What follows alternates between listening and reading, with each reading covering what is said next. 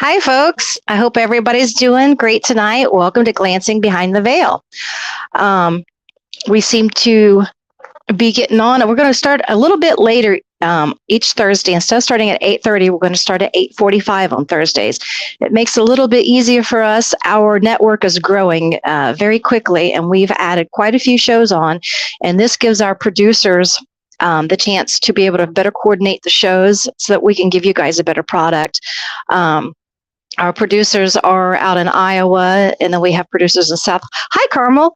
And then we have producers in South Carolina, and we have producers in the United Kingdom in Wales. So this makes it a lot easier for us to try to coordinate things. So the new set time will be at 8:45 Eastern Standard Time, and that'll be 7:45 Central Time.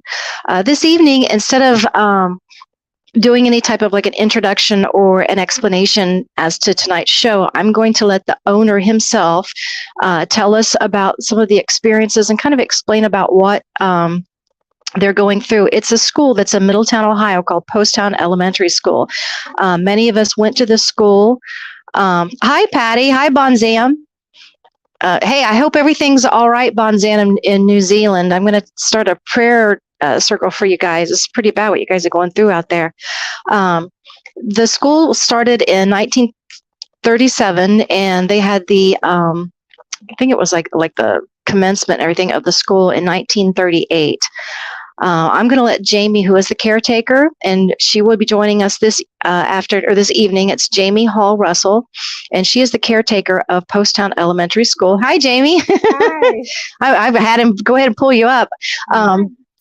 Yeah, I was figuring that maybe what we might do is let Daryl have some of those videos, and I just went ahead and splice some of the public videos together so that we can just run through them and let Daryl kind of explain to us in his own words what's going on. And the owner of Poasttown School is a friend of a lot of us. It's Daryl Wisman and Brenda Wisman, his wife. They're completely beautiful, wonderful people. Daryl was supposed to have had surgery today, and apparently Jamie said it was postponed, and he was in the hospital, but I guess he has been released this evening. So we would also like to request prayer.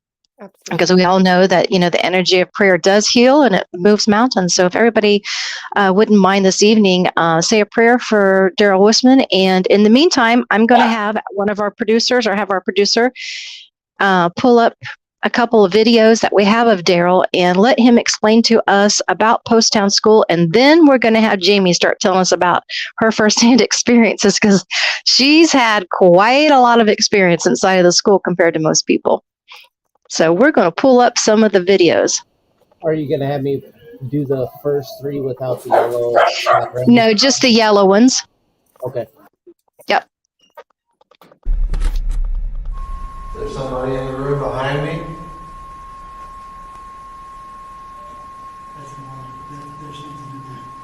A lot of the paranormal groups tell me that when you pass, if you don't cross over, you go where you were the happiest. And I guess an elementary school was one of the happier places in a lot of kids' lives. Now, to me, I don't feel like there's nothing demonic here. If there was something bad here, I don't think me and my family could have lived here for 14 years. We've had a lot of audio, and quite a bit of video.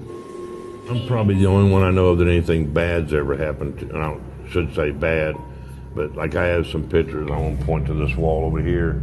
That head with the 4 holes in it across the forehead, that's me. That was at 4:15 in the morning.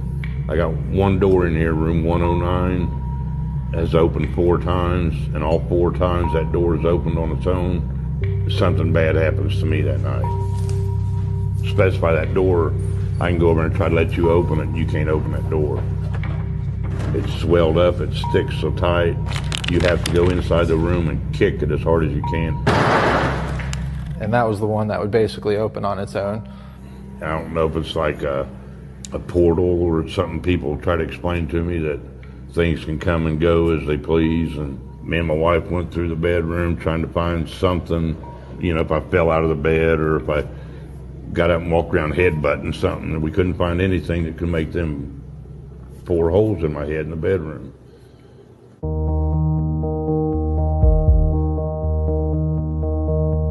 I think if you guys have things attached to you, like spirits of some kind, And right now they're in here with you and they're feeling comfortable. When you leave, they may stay here. If you come here and you're not at least a little bit open-minded, morning, I was on my hands and knees in the middle of my bedroom floor. We just heard a very loud bang And blood was just pouring out of my head. right behind the camera back here. And I don't know why it's haunted. I don't know what makes things be here. You also do have my permission. A lot of people that come here have experienced things in their earlier life, and they're all trying to find answers to what it is and what causes it. In 2004, there used to be a grocery store next door, and I'd come down to the grocery store and seen the building was empty and windows busted out, and it looked terrible. I went home and asked my wife, I said, can I show you something? So I brought her down and showed her the place. We had a lot of big plans here, what we could do here and live here and everything else. So we went with it. It just ended up being our house.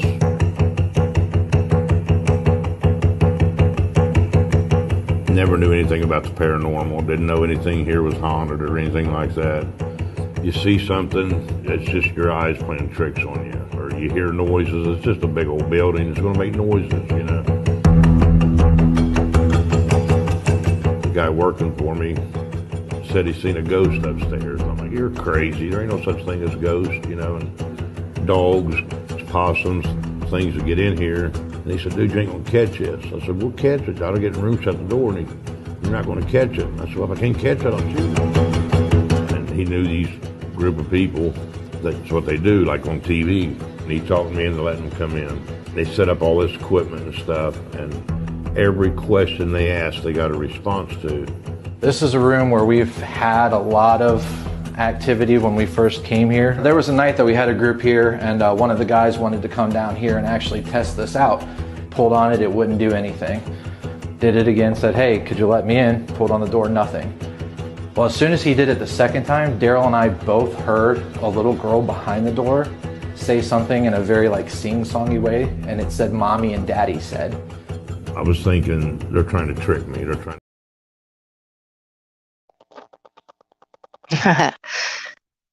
And that was the owner, Daryl Wisman. Daryl was a skeptic about paranormal until he himself personally experienced quite a few things. And actually, my daughter went to the school, and I was a homeroom mom in the school, and quite a few of us have been at the school, and there's quite a few people over the years that have had experiences and such there in the school. And we're going to go to Jamie and let her start talking about what her role is at the school, how long she's been there, and kind of fill us in about, I guess your current experiences and what it is that you do in the school and what your role is with the school right now. Okay.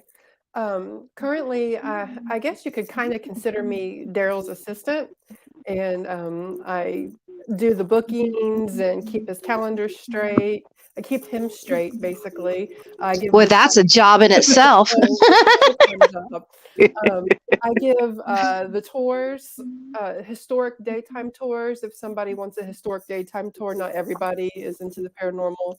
I also give flashlight tours at night for people who want to kind of tiptoe into the paranormal, but they're kind of still a little scared. And then I do give the tours for the paranormal groups that come in, along with my POV team. We all participate in that role. But I'm tell people what the POV. Tell them what the POV paranormal is. POV Paranormal is my ghost hunting group. That is 6 of us. It's 3 married couples, and we just got together to pursue our interest in the paranormal. We travel all over investigating different places. I'm going to have to go let my dog out. She's going crazy. She never does this. How did you come to, I guess, when you actually first thing, actually, and I'm going to do this while I let her out, I'm going to let you tell us that. Explain to people what the background history is of the school when you give like a history tour. Okay. Originally, Madison, where the school is located, it's part of Middletown and Madison, but it's actually located in an area that's called Madison now. Was 13 one-room schoolhouses, and they decided in 1937 that they needed to become a little more modern and have one big school with actual indoor plumbing, which was one of the big excitements to the students, that they were actually going to get to go to school with indoor plumbing. So they built Post Town in 1937, opened it in 1938. It originally was only opened with the gymnasium and 6 schoolrooms or classrooms, but it Oh, opened with silly. 200 They sit students. on you? I sit on my dog. So they only had like 200 students when they first opened it up? When it first opened, yeah.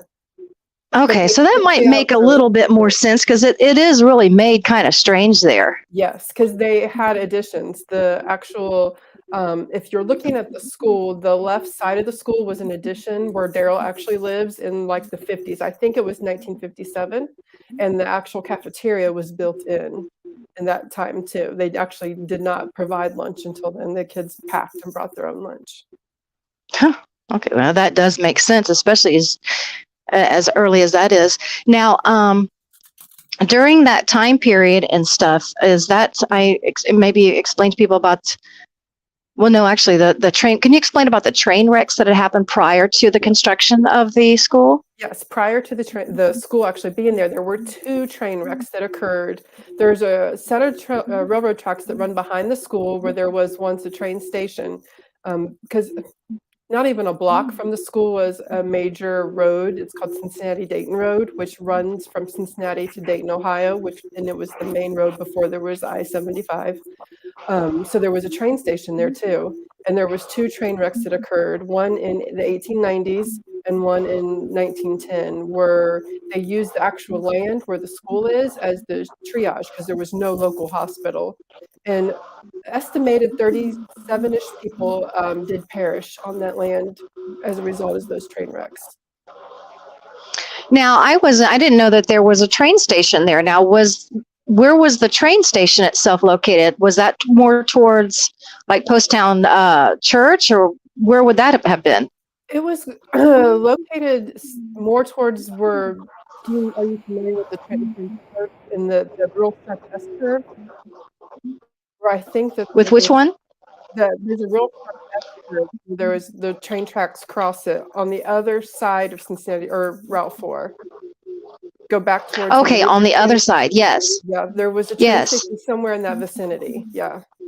Oh, okay. Okay. Yeah. Well, speaking of train wrecks, I mean, I think all of us can really, I think right now with what's happening up there in East Palatine, Ohio, it gives us a real visual of how bad a train wreck can be, especially back then. And they were passenger trains. That's how most people traveled at that time. From what I understand, they were passenger trains. The first train was cargo, and the people who perished were like the conductor and people who worked on the train. The second train was a passenger train, and they said that there was bodies and body parts strewn all over the place. It was really bad. Yeah. Okay. And articles about it. Yeah.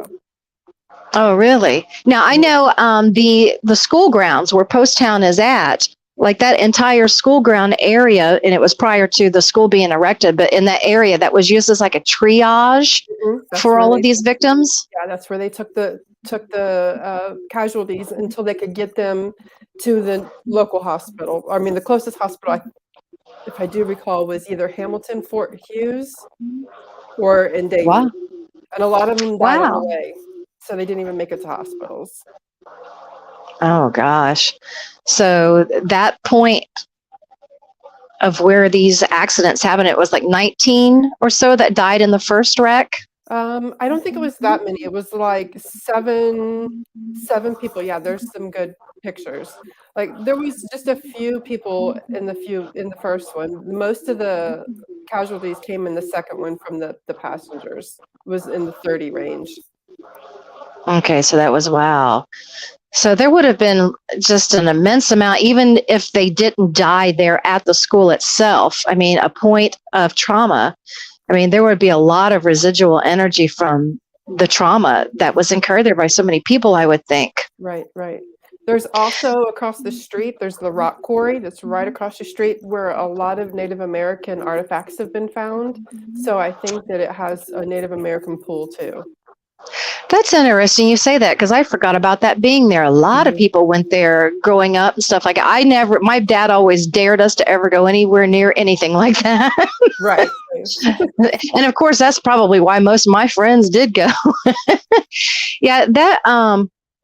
Yeah, that whole area up through there. That's for those that don't listen. Even the school, it's called Madison Mohawks, and it's not like a misappropriation or anything that's disrespectful. It's actually an honor to the Native American population that the entire area has had, and they paid honor to it. Now, this would have been the second wreck in the 1810 or 1810 and 1910 and 1837, was it?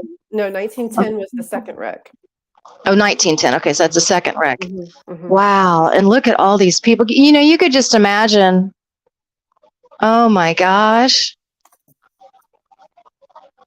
And these people I read articles that the people that were trying to help the people screaming had a difficult time getting to the people that were injured because of the spectators, and they were actually stealing from people who were injured or dead.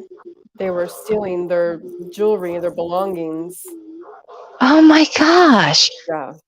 Oh my gosh. You know what? That in and of itself there's probably quite a few angry spirits there. Yeah. I would be pretty angry if that happened. I mean, you're already at that point, and I mean, I've watched a ton of different shows and done a ton of studying on when people are crossing over, and they're pretty aware of what's happening to them and what's happened and everything else. So, yeah, either they followed somebody home or they're still waiting there for them to show back up. I don't know. I want my pearls. And have you guys, I assume, have you had a lot of activity that has happened in there from people who have passed away and stuff that you've been able to identify from the train wreck? Yes, and since we have all of these news articles and we actually have a listing of the people who died in the train wreck at the school, there's binders there with all the information. When we get names through like spirit boxes or portals, we're able to match them up. And we get the name Frank a lot. And we even actually got this whole sentence, Frank did it. And when we went and referred back to the train article, Frank was actually the engineer of one of the trains, was his name. Wow. Yeah. Now, see, cool.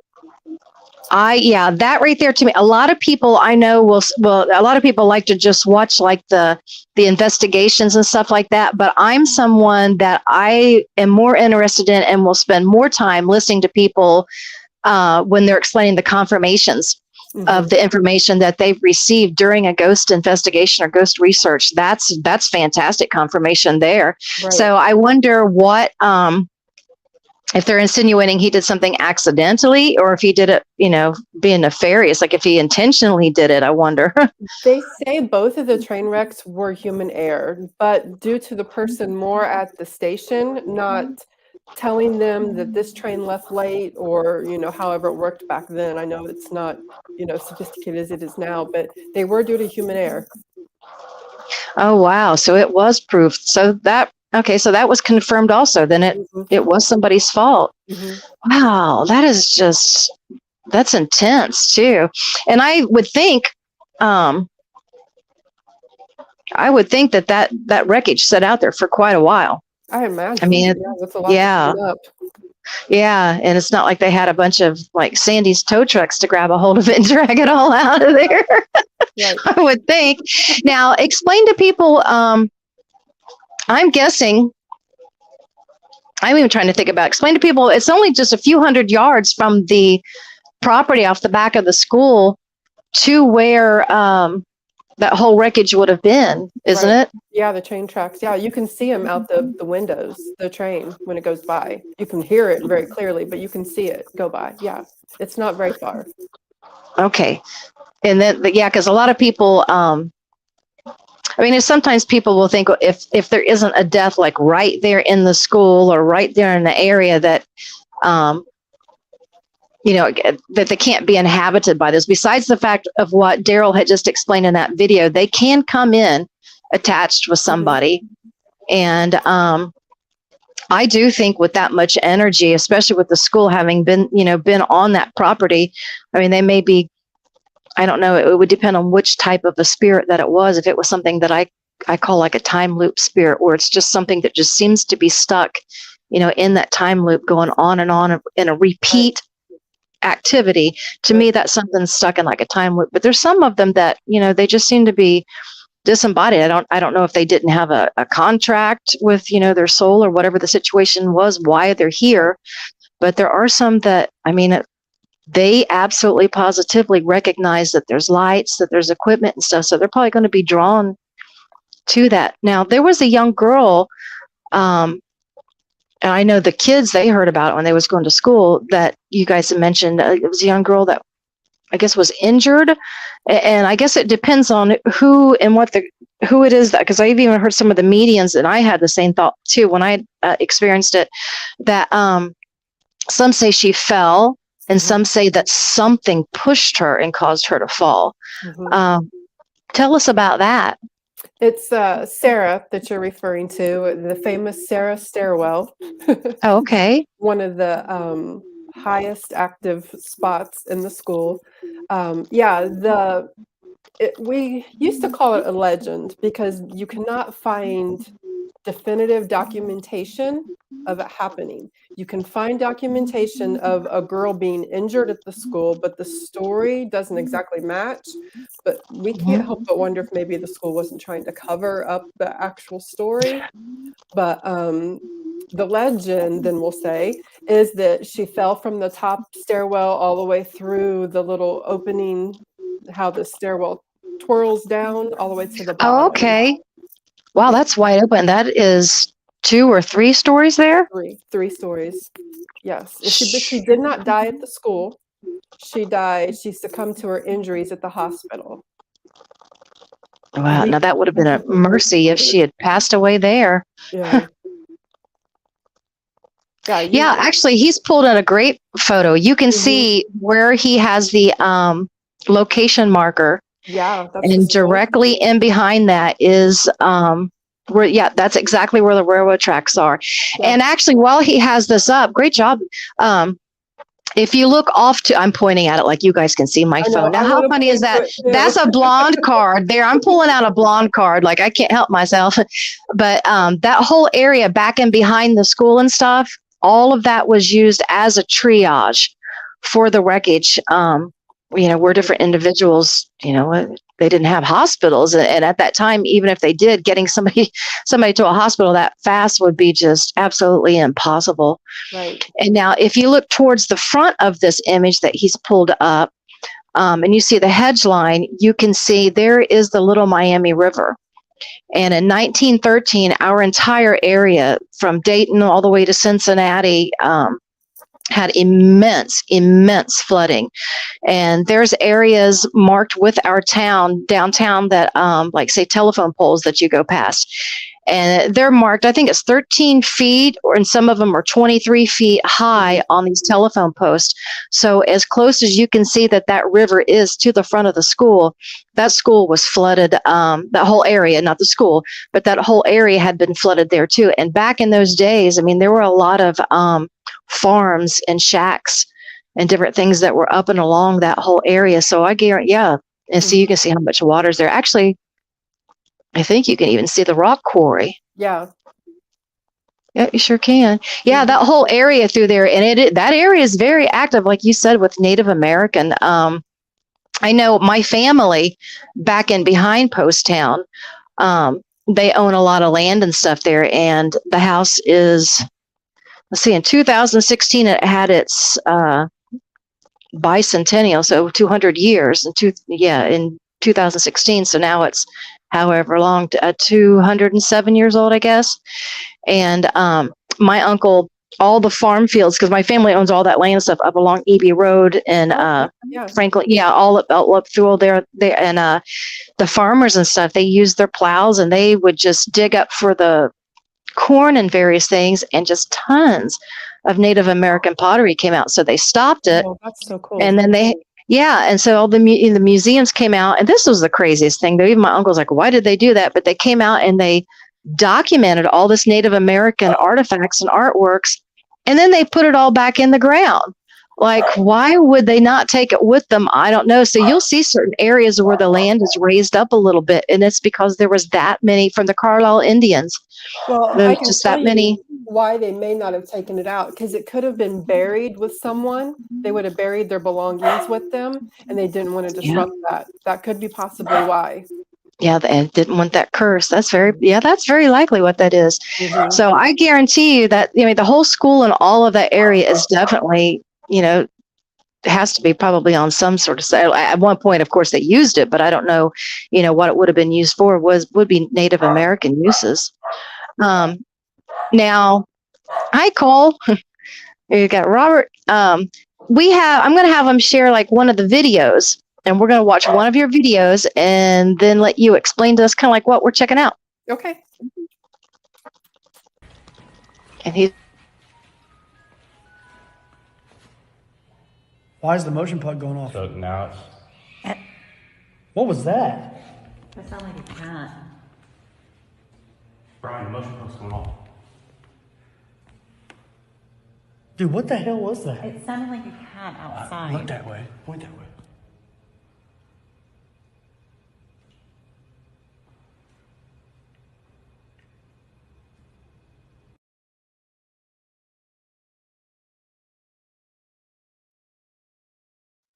So they heard a really bizarre screeching sound that sounded like as if you would have stepped on a cat's tail.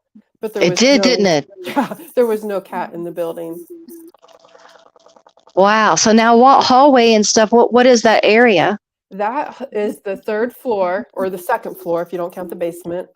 Looks like they were right outside what would have been the library when the school was open. We call it the doll room now because it's full of dolls, hundreds of dolls. Hey, Phoenix.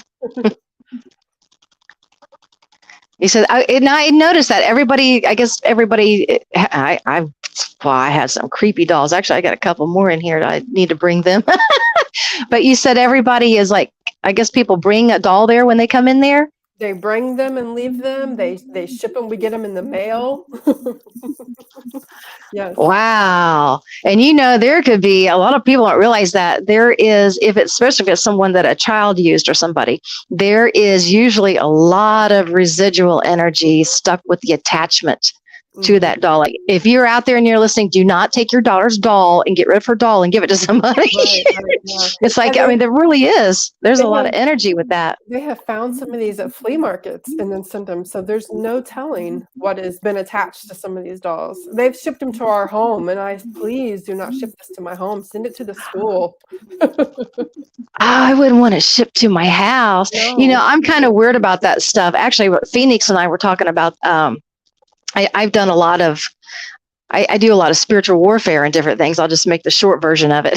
So if something, and everybody knows this too, if it's coming into my house, it's going to be cleansed before it comes in my front door, especially if it's a creepy doll or something like that. Like, there's no tell. And plus somebody can actually intentionally put something on there, but Right.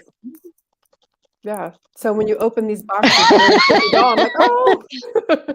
our producer said, disclaimer, do not send to any of the producers of Skydor. I will pee my pants. Yeah, my grandmother had this one doll set in her house, and she had a beautiful home. And for some reason, when the house was built, it had like this one little room thing that just kind of like stuck out by itself. Matter of fact, I've just thought I've got two of those darn dolls here. But anyway, she had this cradle, and she would have like all these creepy dolls in there. And of course, I would always get the center bedroom. So I would lay there. And then she had these two huge ferns. The one, I remember once when I was a kid, I thought it was a witch's head or something. But I tell you what, after that point, and I love dolls, But from that point on, I was like, there was just something just became creepy about dolls after that. Right. So they have how many dolls in there now? Oh, there's hundreds. I can't even tell you. Hundreds. You guys have to count them and do like the Clown Hotel does. They have like a little rack, and it's just on pieces of like little paper like that they've cut out. And every time somebody brings in another clown, they, add it, they change that number and add it up. I think they've got like 3,000 and something clowns in there right now. Kind of like a population count. Yeah, exactly.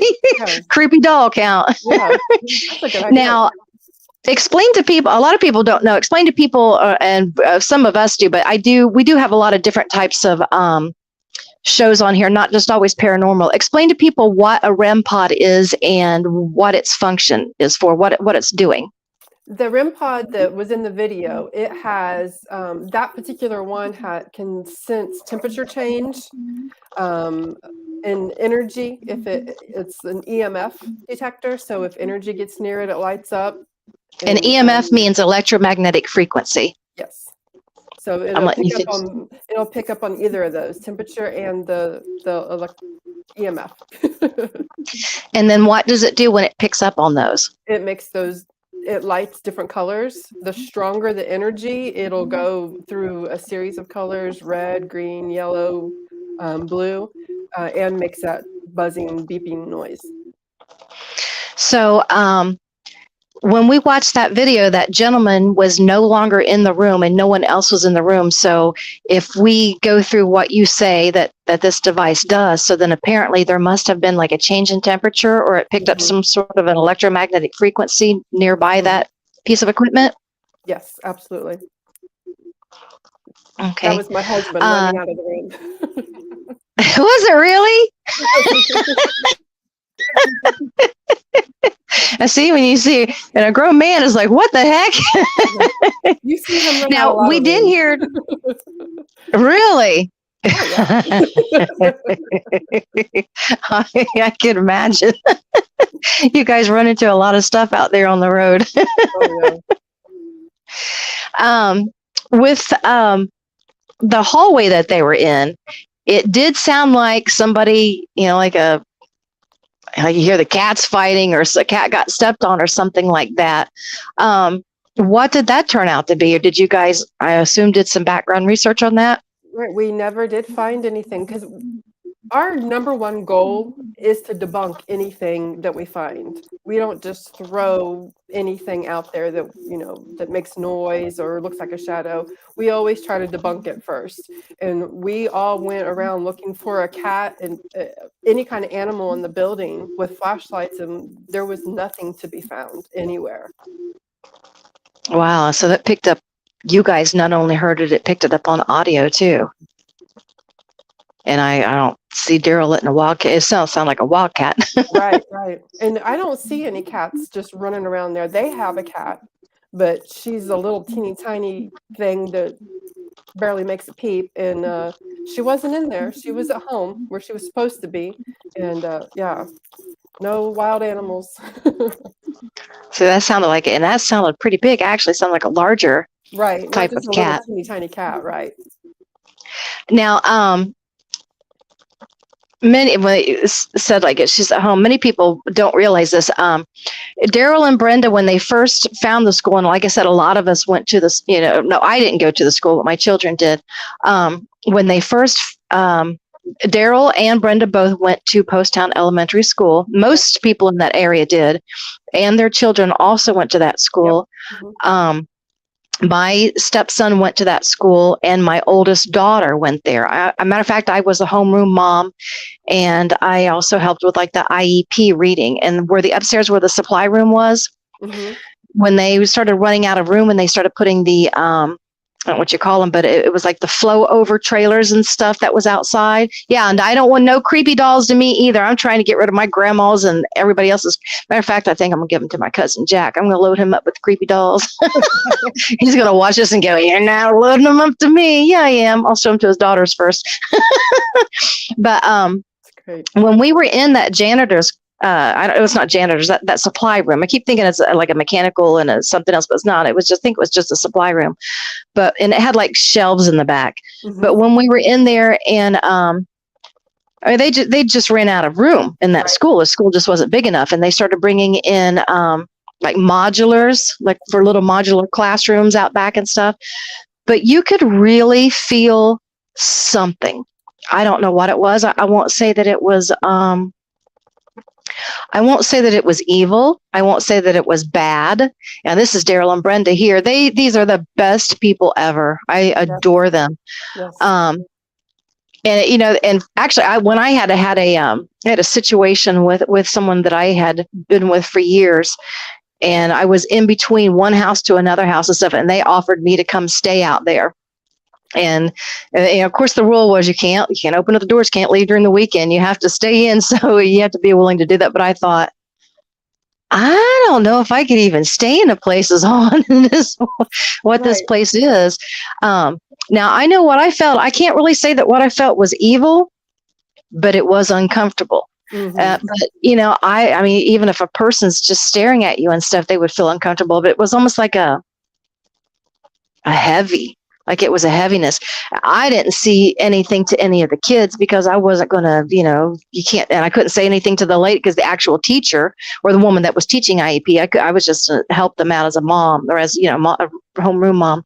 I couldn't say anything to them. But there were times that you would see even she and other ones would get uneasy. And I asked her about it. And that was the exact words that she used to describe it. She said there was something that was uneasy in that. I don't know if it's a closet or a miniature or whatever it was. It was almost like a great big walk-in closet, but she felt something really uneasy in there also herself. Was that kind of made in the stair at the very end of the hallway next to the stairs? Yep, it sure is. That's where Sarah fell. And that was not there. Yeah, that was not there when she fell. So we think that's where she fell from that side. And then that little extra room was constructed in that area.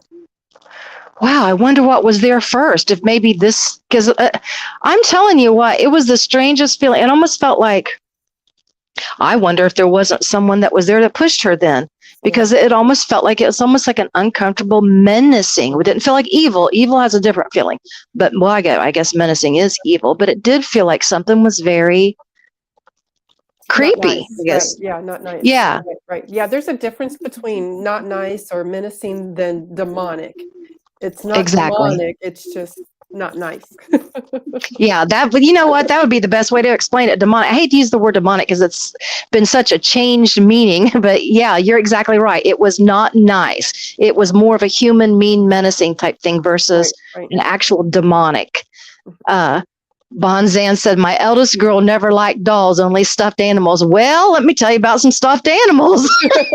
Right. There's stuffed animals in that room too. Is there figures? Yeah, there's all kinds of things. Bears. Yeah. Wow. So that's kind of that's kind of creepy in itself.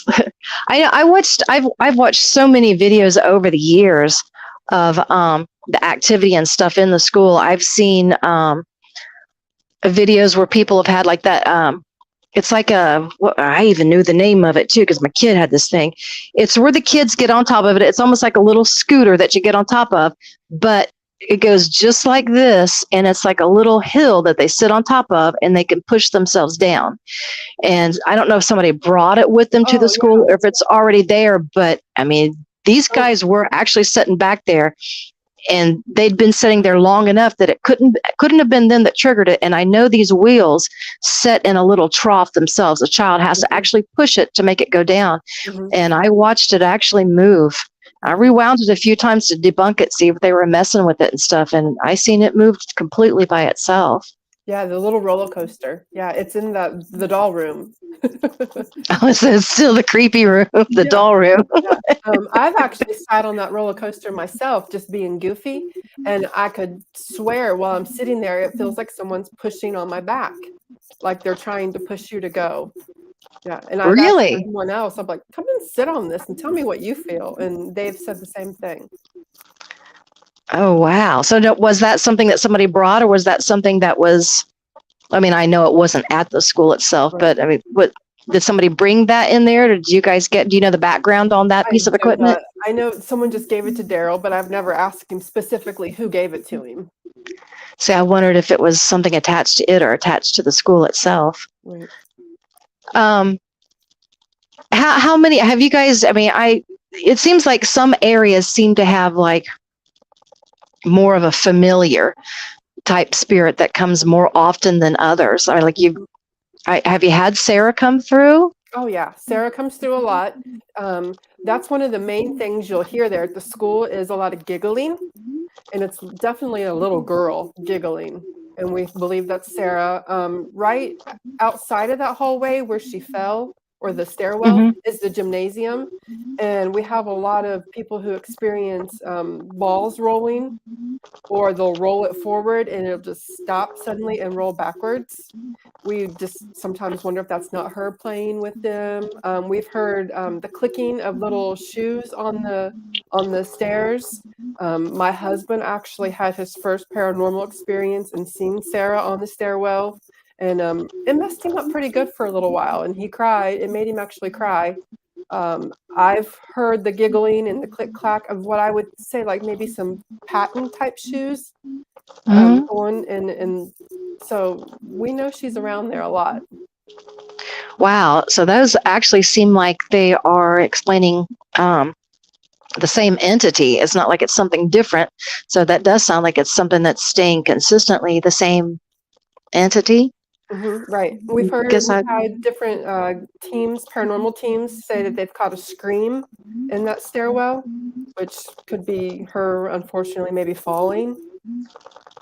Oh, yeah, that could be very possible. Yeah. Huh. Wow.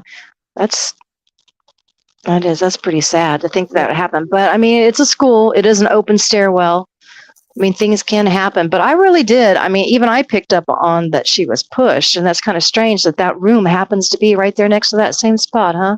Right. And that's what I feel too. I feel that she was pushed. I just have this vision in my head that maybe she was reaching for something and someone took the opportunity and pushed her on over. So that you feel like she was reaching, you don't think it was somebody trying to kind of get rid of something that she might have had done to her or heard of or anything? I just get the feeling that I have a vision of a balloon. Like maybe she had a balloon and she let it go and she's reaching for it. And then someone comes up behind her that's just menacing and mean and pushes her and kind of laughs about it. In my head, I actually hear kind of the laughter about it, and not a nice laugh. That's pretty bad. Wow. So that could have been like a brat kid or something. Exactly. That's Sarah's stairwell right there. Yes. It sure is. Yes. Wow. Yeah. And right up there is where that room is. That's interesting. Yeah. Because I even thought, and it was I even remember, that's ironic. Today is a Thursday too. And it was Thursdays and Tuesdays that they had the reading. And I would be like, oh, it's Thursday. I hate to go to that room. And then I would like feel bad, and I would kind of like tell myself like, I shouldn't be thinking that. The kids have to go in there. Right. But here I don't want to go in there. I go down to the paper place and get all these books for the kids and go in there and read these books and stuff to the kids. We're going to take a very short intermission. And right after we take that, we have a commercial that we're going to show. It's not a commercial, actually. It's a preview about another show that we have going on in a gala. And then we're going to be right back.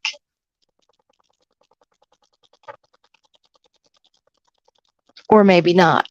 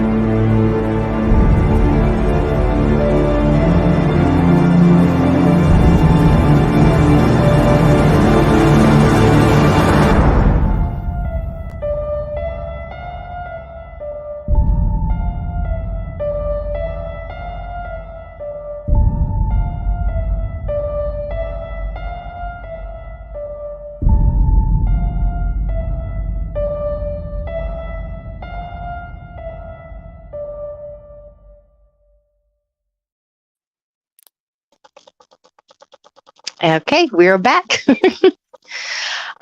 have a few new shows that are signed on. I think they're trying to let everybody know about some of the shows, and kind of give everybody a heads up. That way they can kind of check out some of the other stuff.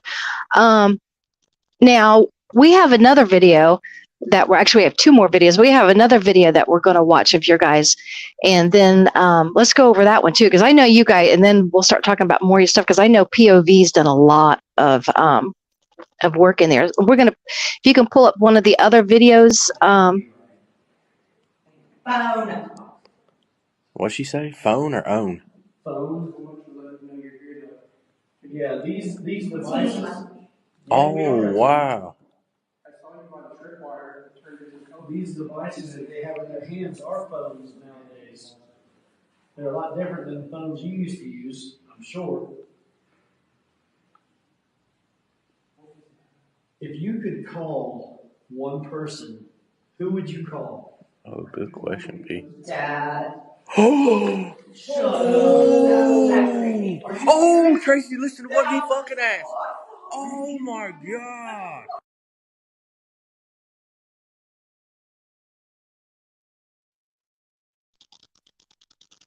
Now, for those that don't know, that is it's fairly new. How long have you think they've been doing the Estes technique or Estes method? I have no idea. That's a good question. I'm gonna check into that. Yeah, it's not been very long. No, What they're doing? Maybe in the past year. Yeah, that's what I was thinking. So too. I don't think I'd ran into it too much out in the field. And funny thing is we've done it, but we never did give it a name. We kind of blew it there. If we'd have gave it a name, who knows? It had been the Russell method. But what that is they wear like a soundproof device on their head. Usually it is like a muffled earphones and stuff, but not always. But usually that is really what they use. Mm-hmm. And they cannot hear the questions that are being asked. They can't hear the ink box or the spirit box. And what an ink box and a spirit box is it's a rewired device that scans the bandwidth and frequencies, and it picks up sounds. And usually, hey Kathy, usually what it's done is the different energies, they work it on to where they get it on a frequency that they can communicate back and forth. Stronger spirits seem to be a lot better at that, and sometimes you have certain spirits that seem to me like they can tune it in pretty quick. Right. And I think even they're pulled to certain spirit boxes, even when they're taken. I mean, you can have one in Texas and take the same spirit box to whatever Cincinnati, and it can pull through that person. So that shows me that we are. Oh, it's okay. It's just a storm. We are picking up. My dog's going, oh my God, it's raining. But they can pick up things that are interdimensional somehow. The Estes method will have an individual, like, was that POV that was doing that one? That was okay. Tracy. It's called P. Okay, that team is Estes method for us. Okay, and she's going to, we're going to have Jamie explain to them, because that is her investigation team, POV Paranormal, and we're going to have her explain how that Estes, say that twice, Estes, I couldn't say it twice, let alone 3 times, how the Estes, they should have named it Russell, method works. Yeah, right, how it works, and what it is that we were seeing, explain how that works. Okay, what you've seen was Tracy doing the Estes method. So she has noise canceling headphones on, so she cannot hear us. And she also wears a blindfold, so there's no lip reading. We don't want people to accuse us of lip reading. And of course, she's in a dark room, so keep that in mind too. And someone will ask the questions. Brian, her husband, was asking the questions, and Tracy was just yelling out whatever came through the spirit box that she was listening to. And her answers coincided with the questions that he asked. Perfectly. Yeah. Actually, I mean, they were spot on. Right. They were, spot on. I mean, there wasn't even a pause, like when she answered Dad. Right. I mean, that was really quick. That was really quick. I think, a lot of you get so much of the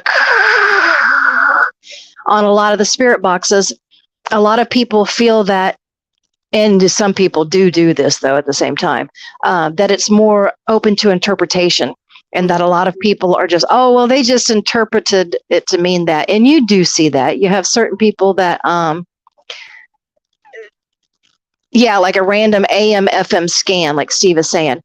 You'll see a lot of people that are listening and stuff to it, and they'll be of a certain mindset, and it seems like whatever they hear, they always seem to translate it based on the type of mindset. So no matter what that spirit is saying or the energy they're picking up is saying, usually it's going to have the same type of a topic matter because they're interpreting it from their own minds and their perspective. But there are some, oh yeah, go ahead and show those. There are some spirit boxes that come through, and the Estes method really helps with it, that just come through so clear. You can't deny what it is that you're hearing. Yeah, there's the creepy doll room. Look how all these creepy dolls. Now see, yeah. See, even in the broad daylight with all that light, that's still creepy. Yeah. You got to go through and count all the dolls. You have to have a doll room count thing. This right here is one of the movies that they had at Posttown. They've shot several movies at Posttown School, and this is my friend Daniel Radigan's daughter, Sophia, one of my sweetest. I love my cutest little girl in the world. They shot Rosalie, and which you can. I just watched Rosalie again on Netflix probably about 2 weeks ago. So I would say it's probably still on Netflix. I think it's on Prime too. Is it on Prime too? I think I watched it on Prime. Yeah. Oh, okay. I didn't even, well, I should have checked it. I didn't even think about that. Well, yeah. Okay, so you can catch that show on both Amazon Prime and catch it on Netflix. And it's a horror show. It's a scary show. And it is kind of interesting. And she's really good at that part. I mean, she really, she's a creepy little girl. So she goes just not in real life. Actually, she's the sweetest little girl. But in the movie, she plays this creepy little scary girl, and it goes perfectly with the doll room. It really does. I was going to see if Danielle wanted to get on this, but I seen she had been sick. So, but yeah. And then we had another, movie that was shot there. I came out and took pictures and stuff of a lot of that, and it was bones and all. That seems to be like one of those little recent Hollywood topics, cannibalism. Yeah. And it's after teenage cannibalism. First time I read it, I was like, wait a minute, I must not have read that right. I read it again. Well, yeah, that's what it's about. I thought about teasing Daryl about that, but here's your lunchroom and everything else. They're talking about teenage cannibalism, but they shot that horror film at the school too. And there's been a lot of TV shows. Was it Ghost Brothers was shot there? Mm-hmm. Yeah. What else has been shot there that I'm sure you would know? Oh, more than those two. I'm drawing a blank other than those two that you just mentioned. I know Ghost Brothers has been there. Yeah, drawing a blank. I know Scott and Jenna have done lives there, and I guarantee you guys have probably done lives there. Gosh, now I'm America's Most Haunted. Yeah, and haunting. And they say that's the most haunted school in the world is what they rated it. There's something like Haunting Across America or Haunting Around America, something like that was there too. You know what? It seems like I do remember that. BuzzFeed did a big project there where they shot some videos and posted it. It was pretty cool. Oh, wow. And I know WKRC News, they came and did a which is very rare for them to do that. Yeah, that is what their slogan is. When you leave, you believe. Mm-hmm. And I think that's a pretty good slogan, especially considering that the owner, Daryl, was a skeptic to begin with. And he's, isn't that crazy, that lightning? It's just crazy. That is an actual picture. That is not Photoshopped. Yeah, that's like... catch. Really good. I know, right? That is the real deal. Now, here's the stairwell that she fell from, and that is the owner, Daryl, there. Mm-hmm. 50 years from now, he's going to be there. I'm going to tell you. He'll be the one we're picking up. Like, did it just say Daryl? It has. We have a portal too that we use, not just the spirit box, and it's clear as day, and it has said Daryl before. Really? Mm-hmm. Wow, Yeah. now I would not be surprised at that. He has a strong energy too, so I could see them being drawn to him. We have another video. We're going to watch that one real quick too, Okay. and then we'll go over it, and then we'll start talking about some more of your stuff.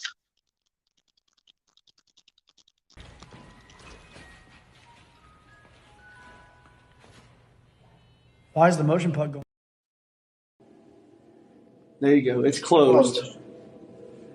So what if he's just Doing his rounds. cleaning? Yeah. Wow. Oh shit! Dude, that was right in front of us, When bro. you said he's cleaning, it pops open. Oh my god.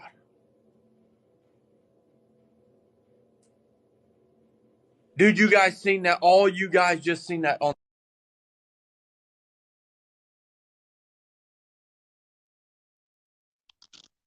Now, is this the door that Daryl talks about? Is it room 109, or is that a different room? That's just a janitor's closet. Oh. Yeah, that's just a janitor's closet. But that's I in know the there's. same hallway as the room that you're talking about. Oh, it is? Mhm. Huh. And obviously you could see it. They latched the door. I mean, because it has like an actual, it has one of the level, it has a name of it actually, lever doors. Right. So it's Yeah. not like it's going to pop itself open. I take that back. It's not 109. That is the janitor's closet that's in the mean teacher's hallway. We call it the mean teacher because there's a room in there that's called the mean teacher's room that's very active. Really? Mhm. You know what? My cousin Brian, actually, he mentioned, it was kind of funny. He's a Baptist-costal is what he calls himself. He's a Baptist-costal preacher. But he was talking about where he went to school there, and he was saying, he told her name too, and I can't remember it. I have to pull it up. But anyway, he said how mean that teacher was. It's And probably her. We've heard lots yeah, of stories. and he made a good point, which I hadn't thought of. He said maybe there was something there that made her be mean. That's true. That's a good point. Yeah, I know. influence. I hadn't really thought about that before. She is. Skydor says, let's watch again. I'm going to get a better video on TikTok. Yeah, they've got quite a few videos. You guys have a lot of videos and stuff too on that. So when he mentioned that, and I got to thinking about it, I mean, it is possible that something else could have been there. It could have even been something that was on the property before the school was built. Right. That caused that to happen. A really foul spirit. There's no telling. He's pulled up something here, actually. Yeah, it looks like that's the actual video on TikTok. Oh, it sure is. Mm-hmm. He's going, should I tap it? Should I not? No. Yeah. So what if he's just Doing his rounds. cleaning? Yeah. Wow. Oh shit! I need to do a That was right in front disclaimer. of us. You said he's cleaning, Right. it pops open. Adult conversation. Oh And those my are God. 3 very grown men. You guys, you. Wow. Now I know Daryl had mentioned, and we seen that where he had and if he woke up, if people didn't understand what that said, he woke up at 4:15. Yeah, worse has been said. He woke up at 4:15 in the morning, and he had 4 holes in his head and had blood coming down. I remember when this happened too, and they looked. Matter of fact, I think I ran into them at Burger King. They was telling me about it, but because I was like, "What is going on?" Because he had this thing. I didn't know what had happened, and he had woke up injured. And they completely searched the room. He woke up on all fours on the floor, and had the 4 holes in his head and was bleeding and stuff. And they looked all over the room. He said he checked to see. What he told me, he checked to see if maybe there was somewhere he might have bent down and hit his head on something. And they checked everywhere in the room. There wasn't anything that matched it. Now I know on the video, Daryl had mentioned that each time the door opens in room 109, it seems like he ends up getting injured or something happens to him. What else has happened with that? We've been fortunate and haven't had that door open on us yet.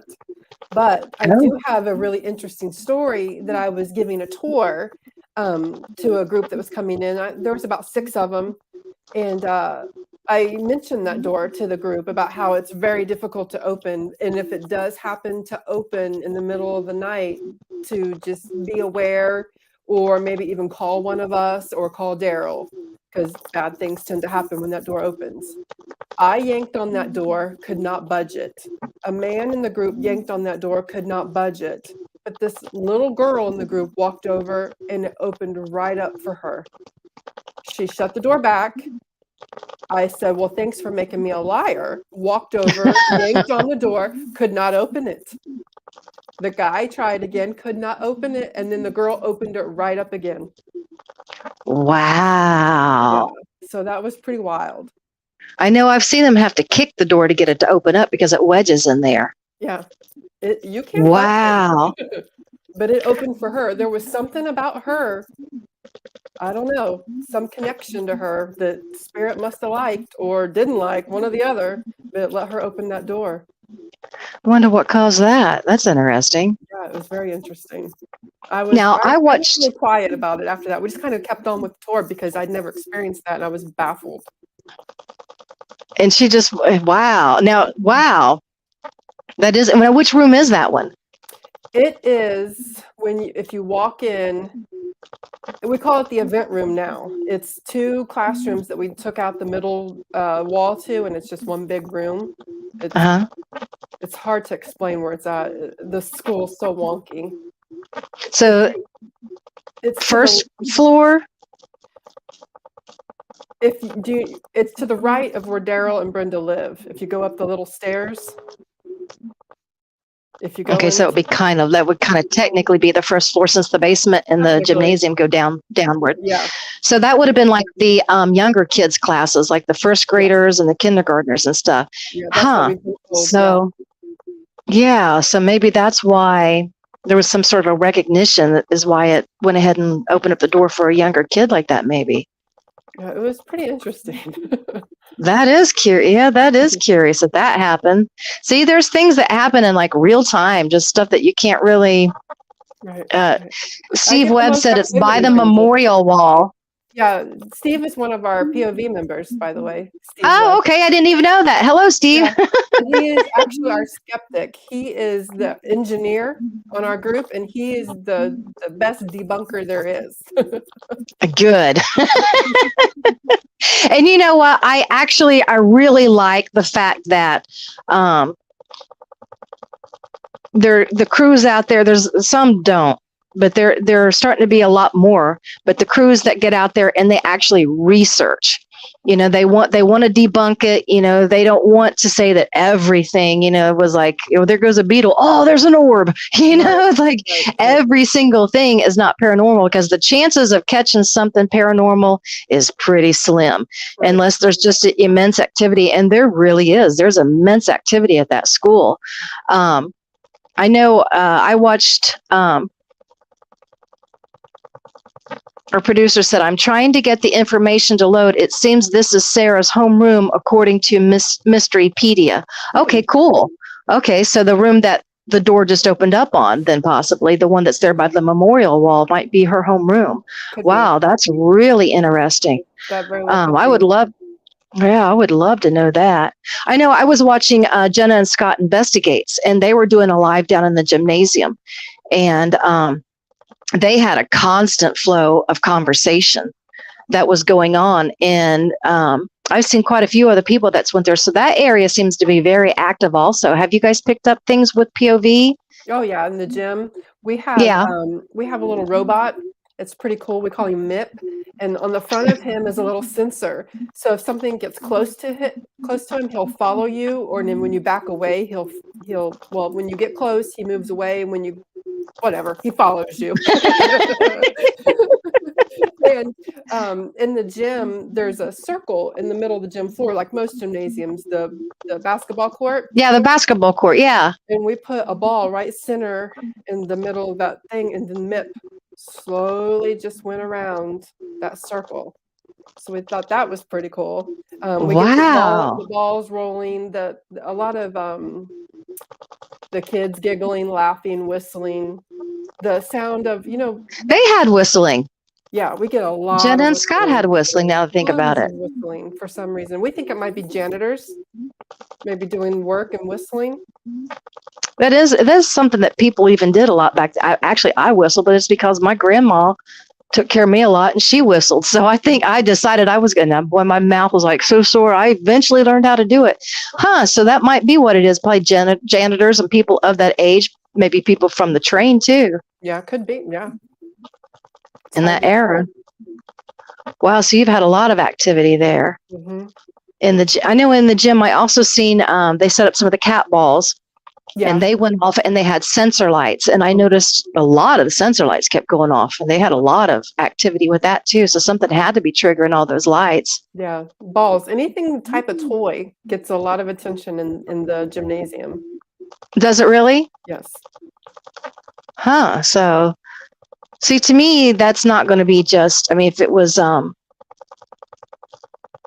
me, it seems to me like there would be a larger you do get activity with different stuff, but with it being a lot of toys and stuff like that, it would seem like it might even be younger children. They just, right.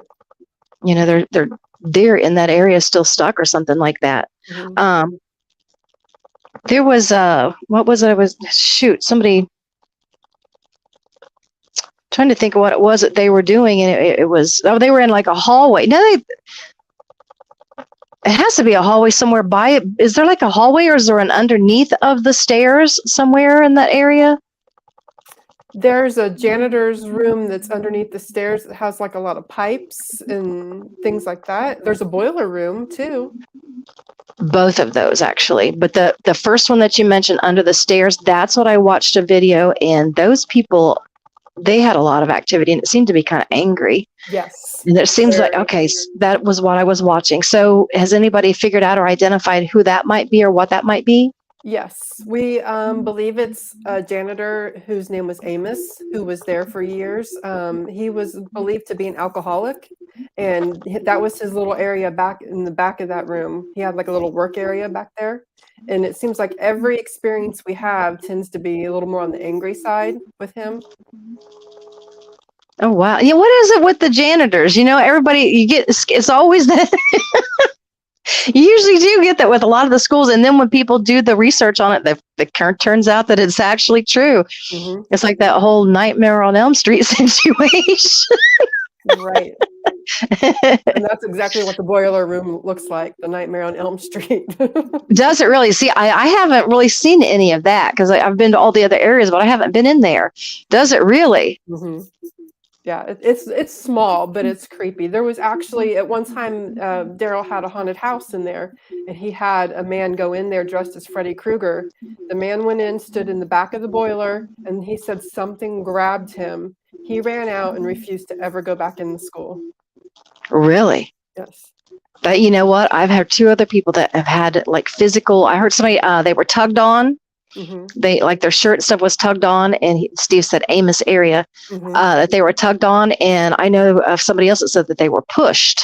Yes, pushing, tugged. Hair pulling is a big thing too for women. Really? Yes.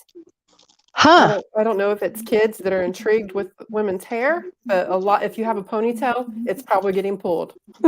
I bet that it is. I bet that it is. I know.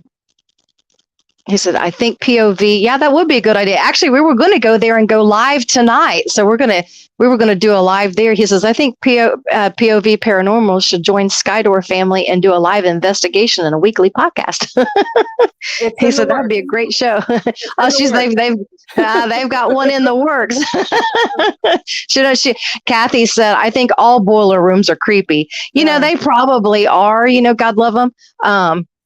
Now, see, if I wouldn't be the creepy, mean janitor guy. I would be sitting there waiting for something to go on. And I guess in the meantime, I don't know, I guess you could be playing with your Xbox or something. But it's like, why can't there just be the guy whittling his apple and the real nice, janitor, Right. the nice janitor image type thing.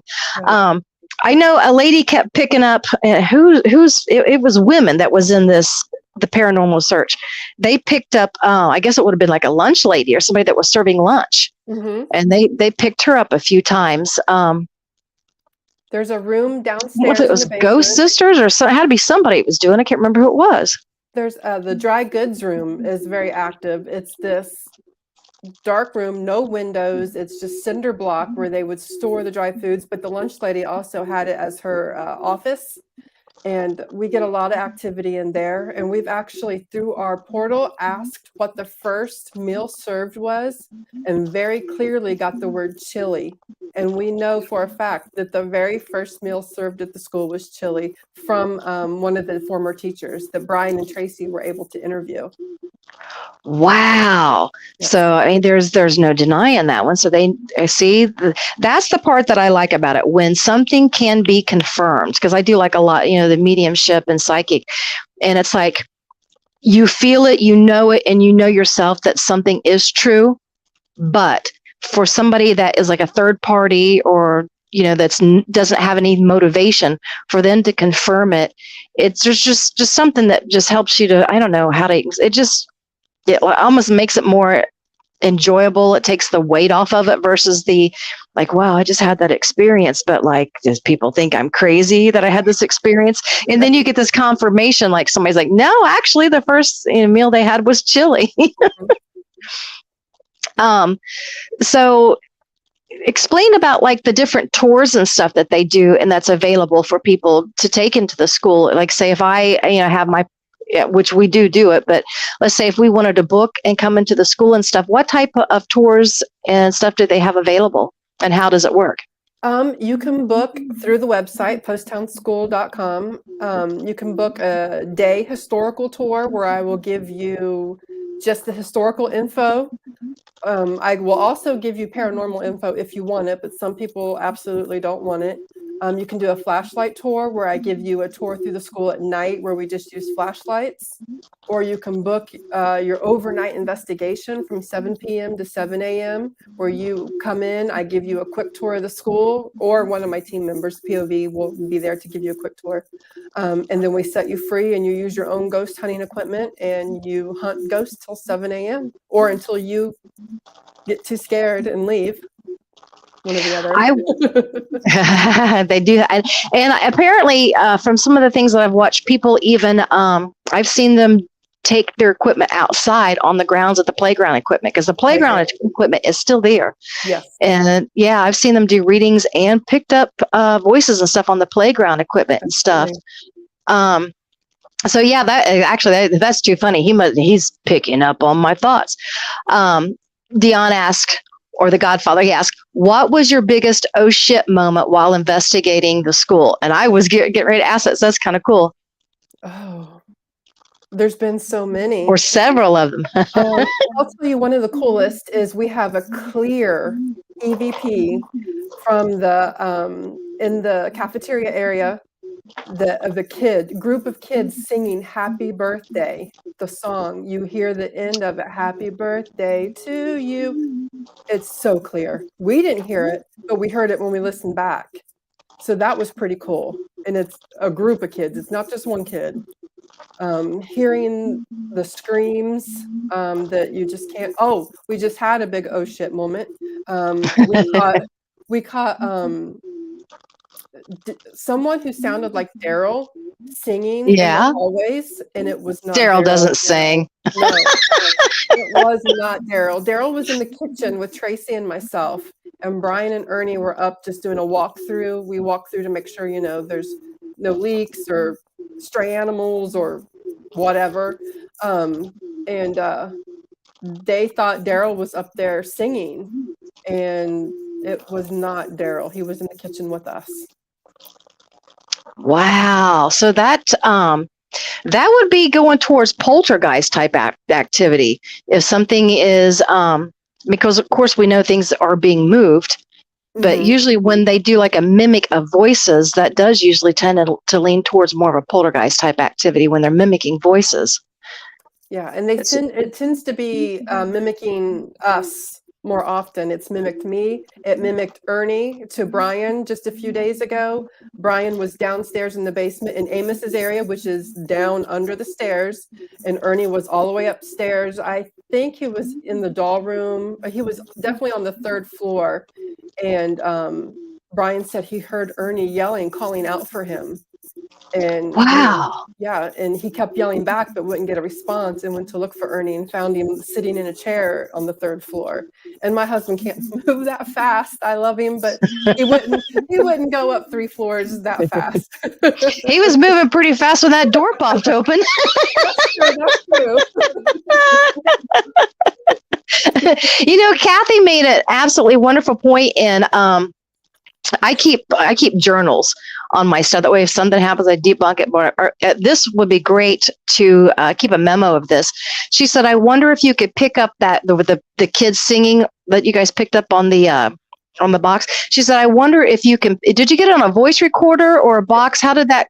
It was on a voice recorder. So A voice recorder? We have it loaded on a computer. We keep all of our stuff on a hard drive, so we could look and see what date it was. And everything. Smart idea. Mm-hmm. Well, that's what she just said. She goes, "I wonder if you could pick that up every year on that day at that time." That's a good. Well, we'll check into that. That's sure. a good goal. I would check on that goal. She goes, "I wonder if grumpy teacher can cause poltergeist activity." Yeah, they can.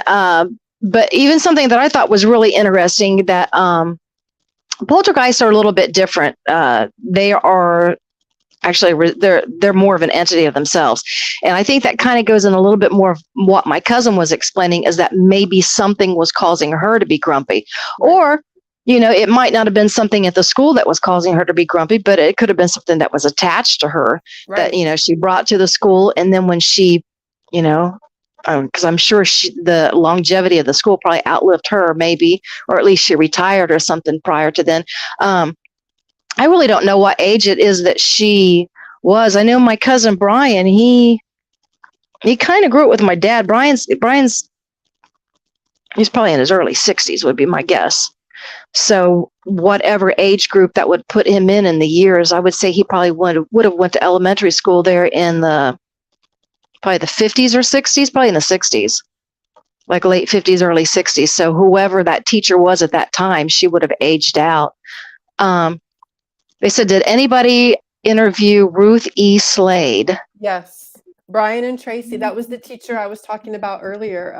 Miss Slade actually lived to be 104 years old.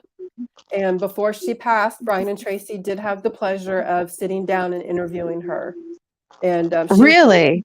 she's the one who told them about Sarah and the chili being the first meal. Yeah. They were very fortunate to have that experience. She has now passed, but she has passed. Yeah. Well, I guess if we knew how long she lived to be, I guess that was kind of a common sense question. I should have. The women in my family lived to be that age too. I was actually looking here in this Mrs. Turner. That's her name. He said, because my cousin got to tour the school. He happened to be down from Michigan, and Brenda and Daryl let him go through the school. And he says, "I've been thinking about the mean teacher I told you about at Postown Elementary." He's probably like, "What's she doing reading my messages?" It's nothing bad, nothing private. He says, "I do believe she was definitely influenced by a menacing spirit. I'm thinking the next time I'm in town about going," he was going to get in touch with them. I explained to him that, Daryl's sick right now. He said, "Brenda asked if I felt anything, and I told her no." He said, the memories until I got to the 3rd floor. So he didn't feel anything until he got to the 3rd floor. And he said, near Mrs. Turner's old class. So Mrs. Turner is the one that's the name of the bad teacher. So that's interesting, because we've had other people tell us of the same room with different teacher names and refer to them as being mean as well. Wow. So he might be. Room? Yeah, so maybe it's a menacing spirit in that room that was affecting those women. Right. Yeah. And that does happen. I mean, that just, I hate to refer back. Actually, a funny thing is I was referring to that Phoenix earlier.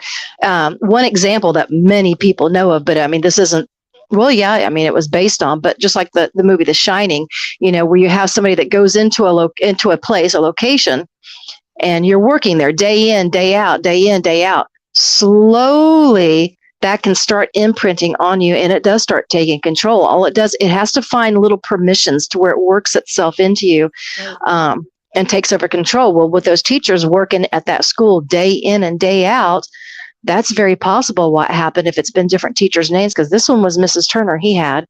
And if there was other teachers, especially if they were all within that same that same school, the area of that school, I mean, it could have been, and it may even be the poltergeist activity that's affecting her. He said 105 years in Middletown, Ohio. He said knew a lot. She would have seen a lot. I guarantee that one, because let me tell you, my older grandmas, and when you talk about the First Church of God Baptist Costal and all of them being Boy Scout troop leaders, yeah, they knew everybody and everybody's business and everything else. Right. And all those teachers went to church. And Miss Slade actually taught at one of the one-room schoolhouses and went from the one-room schoolhouse to the new school. Did she really? Yes. I wonder what school that was, because my cousin bought the old West Side Pizza location. It's now Laughs 2. Yeah. And it's on 122. That used to be a one-room school. Jackie Ritter. She's my cousin, and she was telling me. A matter of fact, I mentioned to her, and we're talking about going ahead and doing a.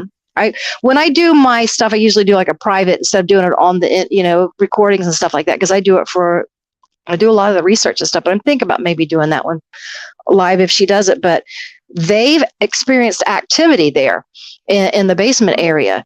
And so she sent me the videos. Their orbs are definitely orbs. It's in the basement. It's not a bug. It's not dust. Besides, she's a cleanaholic, and it is a restaurant. But I mean, you can actually see the movement of the orbs, and the one just sits there and it just lingers. Right. I mean, it just sits there and hangs and lingers, and then it goes and does a few more things. Frank Bush, he works. Actually, he's been a cook for hers for years. He was a cook at the Germantown location that they have, and he has came and helped them with the opening of the second location. And the jukebox has came on there, and he's seen and heard a few things. And how she knew about the orbs and the other things is through her security system. Oh, yeah. And so I guess the lights and something else happened. And of course, her being the owner, she's like, well, what's going on there? So I guess they checked it out, and they actually caught it, recorded on the video. Matter of fact, I'll end up forwarding it to you and let you see some of it. That's cool.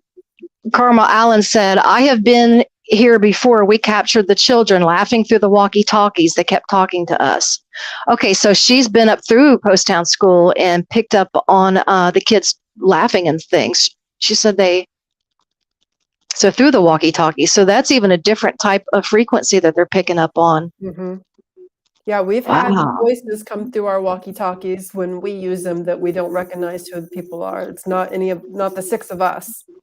And we've a lot of walkie-talkie voices. Wow. And actually, I'm going to ask you guys if you'd like to like and to follow, and be sure to hit that like button and stuff. That way I use it to gauge having guests back. But I think she's got so much information, and POV, they are going to come back and share their videos and stuff on another show that we have. With it being the walkie-talkies and stuff, that's interesting. So you're getting captures on the voice recorders. You're getting captures on the AM/FM scan, which is the spirit box and ink boxes, and you're getting it on walkie-talkies. Mm-hmm. And all of those operate on different frequencies. Mm-hmm. Wow, that's pretty fascinating. That's pretty fascinating. Now, I know where they had the school buses, didn't they? I know they had the main school bus area was up there on the hill for Post Town and stuff like that. But now when they started the school, I guess it was all cars, and they probably didn't have school buses and stuff like that. And I've heard people mention lights at night. And are they seeing, or would it be the train, or what is it that I'm hearing where people are saying that they've seen lights, I guess, on the back of the property somewhere? Oh, I have heard people think they see an orb type thing out on the playground. Oh, okay. So maybe that's it, but that's all I've heard about outside. And that's probably what it was. The swings have started to move by themselves when there's no wind, and there's two swings out there, and they'll be moving in two different directions, and things like that happen with the playground. Oh, wow. See, that fascinates me, even just doing the land, checking out the land and all of that. Um, we're coming up on the end of our podcast, which is kind of a bummer because I love hearing all this stuff. Um, Jamie and her team, POV Paranormal, they will be returning on a future podcast, and we're going to get a good look at some of their videos and have them explain, behind the scenes or behind the veil, as we call it, the debunking that they've done or things that they have confirmed on the video. A lot of times we see videos, but we don't see all the work that goes into making that video, and then the sitting down and reviewing hours and hours and hours and hours. People don't realize how many hours of video that you have to, review to really, and you may only find 3 or 4 things. You may not find a single solitary thing. And then sometimes you may find a ton of stuff that popped off at one time. Does there seem to be like a time period that seems to be more active around Post Town? We haven't pinpointed that yet because we'll go one night and it'll be active nonstop. Go back another night and we won't get anything. But it does seem to calm down or die out around 3 a.m., maybe even 2 a.m. And really, yeah, which is when most people think that things pick up, but they're calm down. Wonder why it is at that time period. Not always, but in general, it seems to be that way. Sometimes it's nonstop. I tend to find the most activity when I'm just there during the day doing paperwork or cleaning or whatever. I'll hear things constantly. And a lot of people, and I've that is a thing. That's neat that you did mention that. So many people think that you have to sit in the dark at night, and it has to be the basement. So you have to sit in the dark at night in the basement to pick something up. Yeah, and you could pick something up in the middle of the day, in the middle of the sunshine, and everything else is going on. And especially, I guarantee it, the upper floors on that one. And it doesn't have to be the attic either. No. But yeah, they don't discriminate what time of day or weather and different stuff like that that's active. It does seem like sometimes rain does seem to make things more active, but it would just depend on who it is. More bodies in a school during the day, more energy to feed off of, more time the spirits are used to. It's routine. Yes, I do agree with that too, that then they would be used to it being routine because it's daytime. That's when they would have had school activities and stuff there. And I think, especially if you're there during the daytime when it would have been a regularly scheduled time that they would be there by yourself, that's that much less people, because sometimes they go through them. There's so many people when you're watching an investigation and this person's over here carrying on a conversation, they're carrying on, it's just so much confusion for the ghosts, or I wouldn't say ghosts, but the energies and stuff to even come through. I think sometimes being by yourself, that's when most people usually see something. Right. I think when you're by yourself, they get more of a kick out of it. Yeah, I know. Or they get more of a creep out of it. Like, oh my gosh, why am I here by myself? Hey, thank you, Kathy. Kathy said, thank you, Jamie and Deana. Another great show. As a matter of fact, I'm going to give you guys a heads up. Next week, we have a fantastic guest. Her name is Marsha K. Moore. She's just, I don't even know how to explain it. I collect a lot of artwork. Well, as you can see, you probably can't see it unless I move it. I collect artwork and stuff. And a very collectible artist. And she's at the top of her field. She makes she's been on Ancient Aliens. She just now has an article, and actually I think the front cover too, of ancient ancestors. A lot of the professional fields, they reach out to her for reconstructions for cryptids, for the forest people, or sometimes AKA Sasquatch or Bigfoot. She did the Paracas, if you've seen the Ancient Alien episode of the Paracas elongated skulls. And it's where the people have the longer skulls. She did the reconstruction for those that was on there that they refer to. And it's just, I could just go on and on and on the different things that she's working on. I'm humbled at how very good that she is. And her family, with her, it has like a Native American connection, which is, going back into a lot of that. Hey, Teresa. Hello, Kentucky. With a lot of the Native American influence and stuff that she had growing up, she used that to lean into her research. I think that I don't know about you, Jamie, but it seems to me like a lot of the influence in North America, it seems like we do have a lot of Native American influence with at least some of our investigation teams, but it seems like a lot of the properties have that too. Do you think so? Yes, I think it's because of the deep spiritual connection that the Native Americans have with the land. That's my belief. That's a good analysis. I think I would agree with that too. Actually, where Teresa's from, she's down in like the Red River Gorge area, and there's absolutely tons of activity in Native American. He's telling her oh yes, I should have said that. All of these are recorded. So if anybody ever wants to go back, they can go back and review the different information and stuff in there. Teresa said, I'm going back and watch. She said, Post Town has my heart. Yeah, she attended all 4 years at Post Town herself. And seems to me like I think she remembered having an experience. Did you say you had an experience that was on the stairwell, Teresa? If you could type it out, okay, she's more like in the Cumberland Lake area. Oh, that's my parents had their honeymoon. Well, their later honeymoon. Did you say you had an experience that was in the stairwell, Teresa? I don't know if you were able to type it that fast. I'm the slowest typer on earth. The ink box has already said 15 other things by the time I can respond and say what I heard it say. It takes me. Yeah, she said yes, it was in the stairwell. I thought it was. So that seems to be probably, I guess, the most active area of the school. The stairwell and then that mean teacher's hallway, two of the most active, definitely.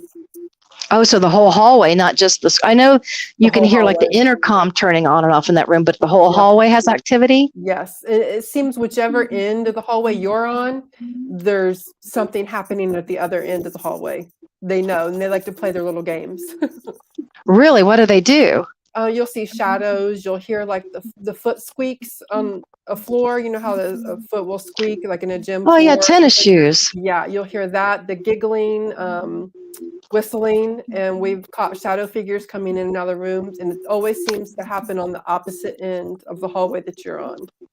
Wow. I was going to end up sharing that when Teresa said, and the custodian.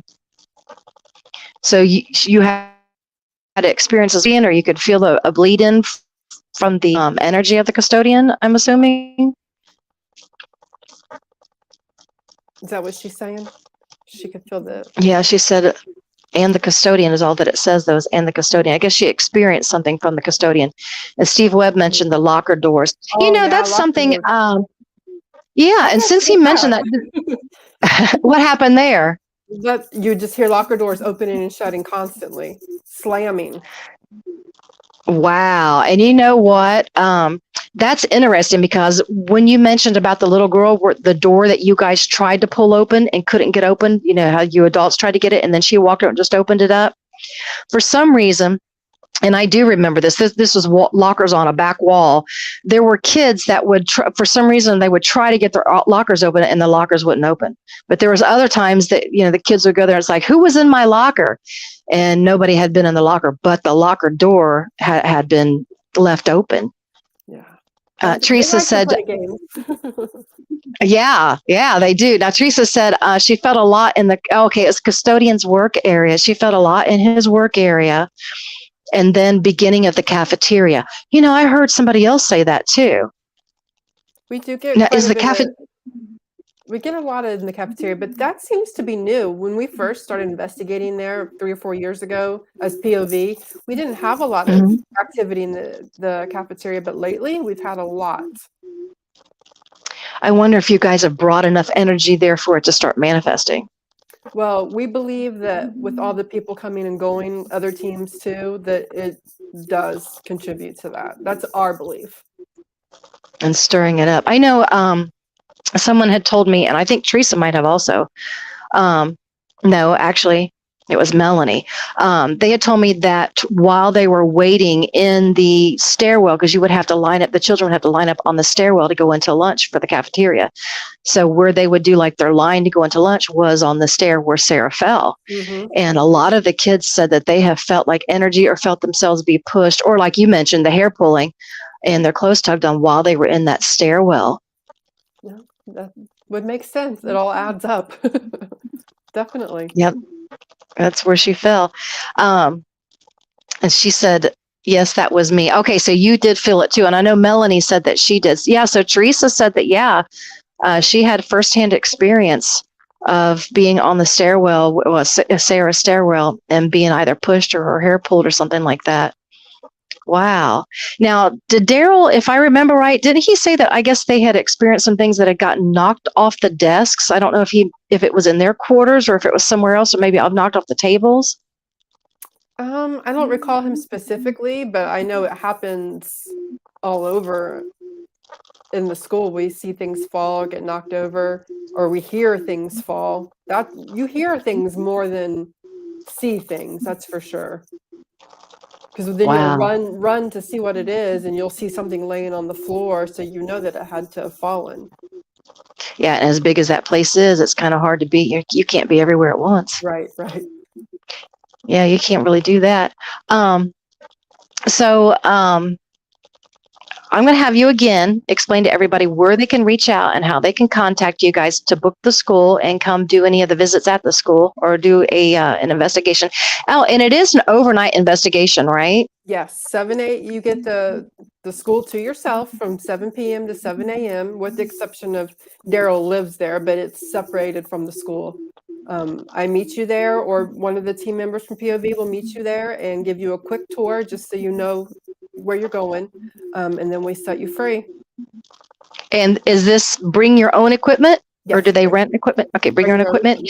Mhm. And I seen they have T-shirts and they have a lot of different things there that you can pick up while you're there. And they have walls.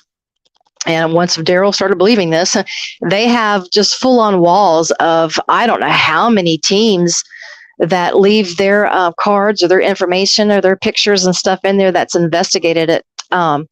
Any guess? Even now, there's probably no guess. Is there any guess how many teams have been through there?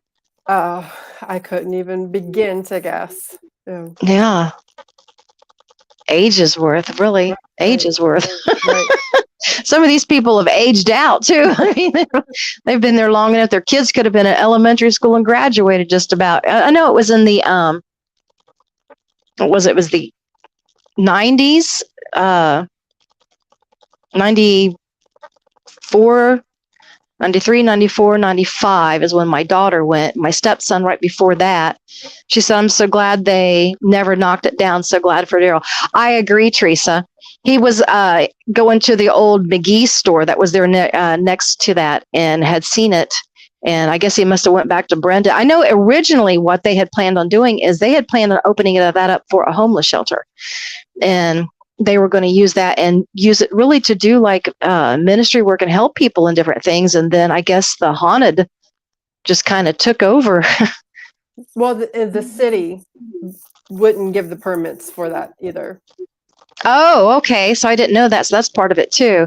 Yeah, I thought so. And then I know then he had a couple of different incidents that happened with him. And then the employee that seen, I guess it was a ghost or something that the employee saw that was in there. It was So I was a maintenance man type of guy. Yeah. Oh, that's what he saw? No, that's who it was who saw the ghost. It was like a maintenance man type of guy doing work for Daryl. Oh, was it? That's what I was thinking. And Teresa said she went there in 1973. Now, I'm going to have you come back and, I'll have to plug into my phone. It says private message, but my phone is going to have to be logged in to do that. No, there's not anything on there. I don't say Deana private message. I don't know why it's saying that because there's not anything there. I don't know. You have to explain to me what. Oh, there he is. When Teresa was talking, I messaged you like 15 minutes ago. Do you want to send her an invite so that she could come on and tell what she dealt with? Oh, hey, Teresa, do you want to come on real quick? She may say, I'm not ready for that. I know I was sitting there the other night in my bedclothes. She can So Teresa went. Not show her face, can't she? Yeah, she can actually. Teresa, do you want to do a voiceover? It was 74, 75, and 76. Okay, so she went there while I was at Central and was at Wildwood. She said I would, but I have hair color on. Oh, look at you. Yeah, she's multitasking. She said, sure. Now, which one is the sure? Voiceover? We can do her with a voiceover. You want to go ahead and go down to invite and Yeah, send let me her grab an her. invite, and I'll get her in and make sure the camera's off. I'll do my magic in the background.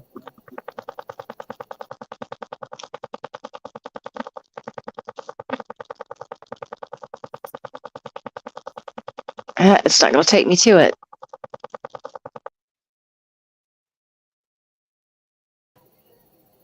Surprise, Jamie, you're on the spot.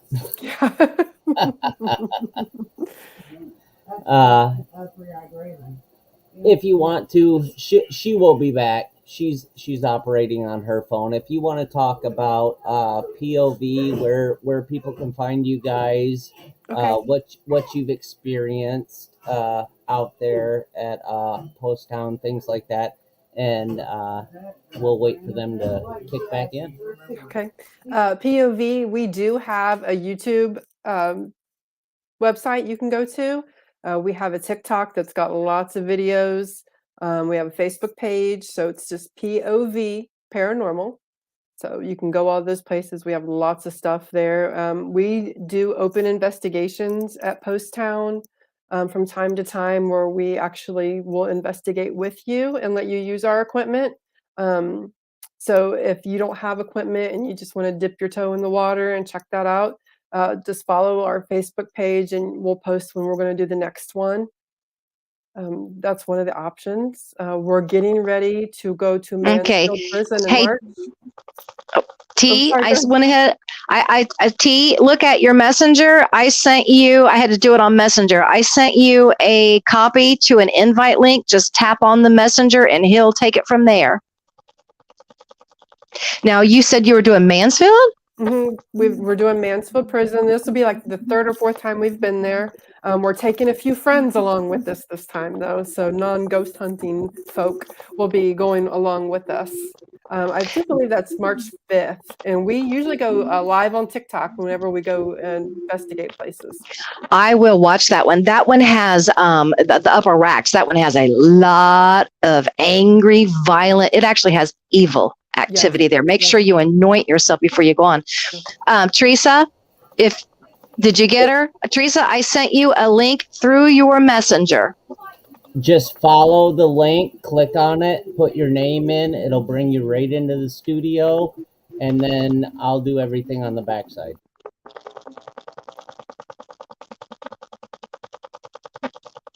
I think she should be now. And I seen you guys have been to oh gosh, where have I not seen you guys? Give us some of the places that POV goes to, because POV is going to do a podcast with us here too. I do believe we're up to 33 places now. We've been all over. We've been to Mansfield numerous times. We've been to Waverly, Pennhurst, let's see, Madison Seminary. We've been to Randolph County. Waverly is very active. Waverly is one of my favorite places that we have. Yeah, it is. So you think it was one of your favorite places? Definitely. The building is beautiful, spectacular, and one of my oh crap moments happened there, and a lot of activity. Doesn't disappoint. So what was your oh crap moment there? Well, we were being bombarded. Tracy and I were being bombarded by bats, and so. Oh yeah. Bats, thousands and thousands of bats. So I don't know what made me think if I stepped inside a room that there would be no bats inside the room. But so I stepped inside this room and I heard a growl, the most awful growl, and then almost like something was crawling across the floor in the gravel and was coming after me and Tracy. And oh wow. We just grabbed each other and we could physically feel each other shaking. We were so scared. And at the same time, The REM pod was going off at one end of the hallway. Our music box was going off at another end of the hallway. And Brian's phone just automatically overheated and shut off because he was on TikTok Live. It was just like Wow. everything went crazy. Yeah. Wow. Even it overheated. Now that's intense. Yeah.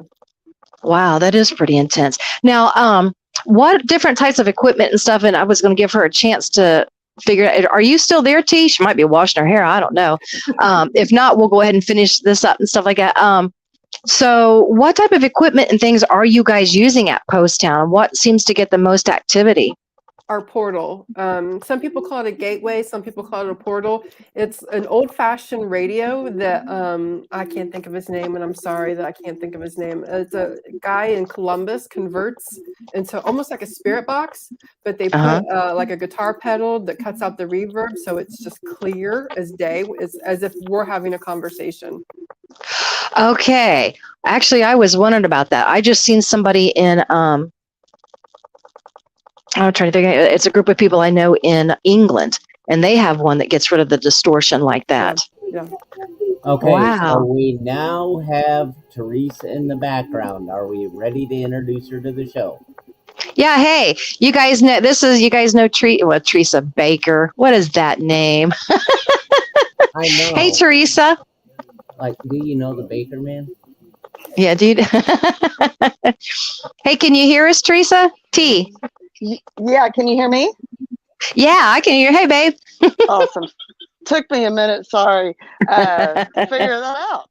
But yeah, it's Teresa Baker. There's a baker. Yeah, she's a baker. So Teresa, she went to the Madison schools and she attended Post Town School. What were some of the experiences that you had as a student attending there or afterward? Well, as a student, not so much because I really didn't.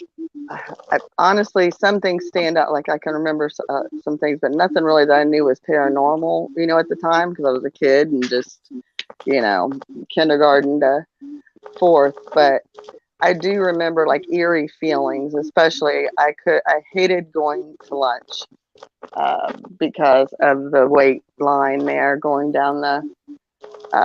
Having to wait in the down those steps and then go down into that. It was just spooky going down into the cafeteria in the basement, and just things like that. And then, but I had more when I went there and visited with Daryl one time. He let me come in by myself and go through and look, and it was awesome seeing the place after so many years, and it looking pretty much the same as it did. But I had to deal with the door there at the bottom when you. Yeah. What happened?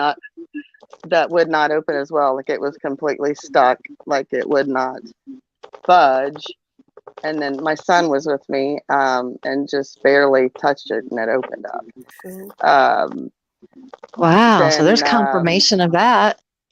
Then in the I had a really and for the life of me, I'm stuck on stupid right now. That next to the principal's it's office, those chemicals on your head.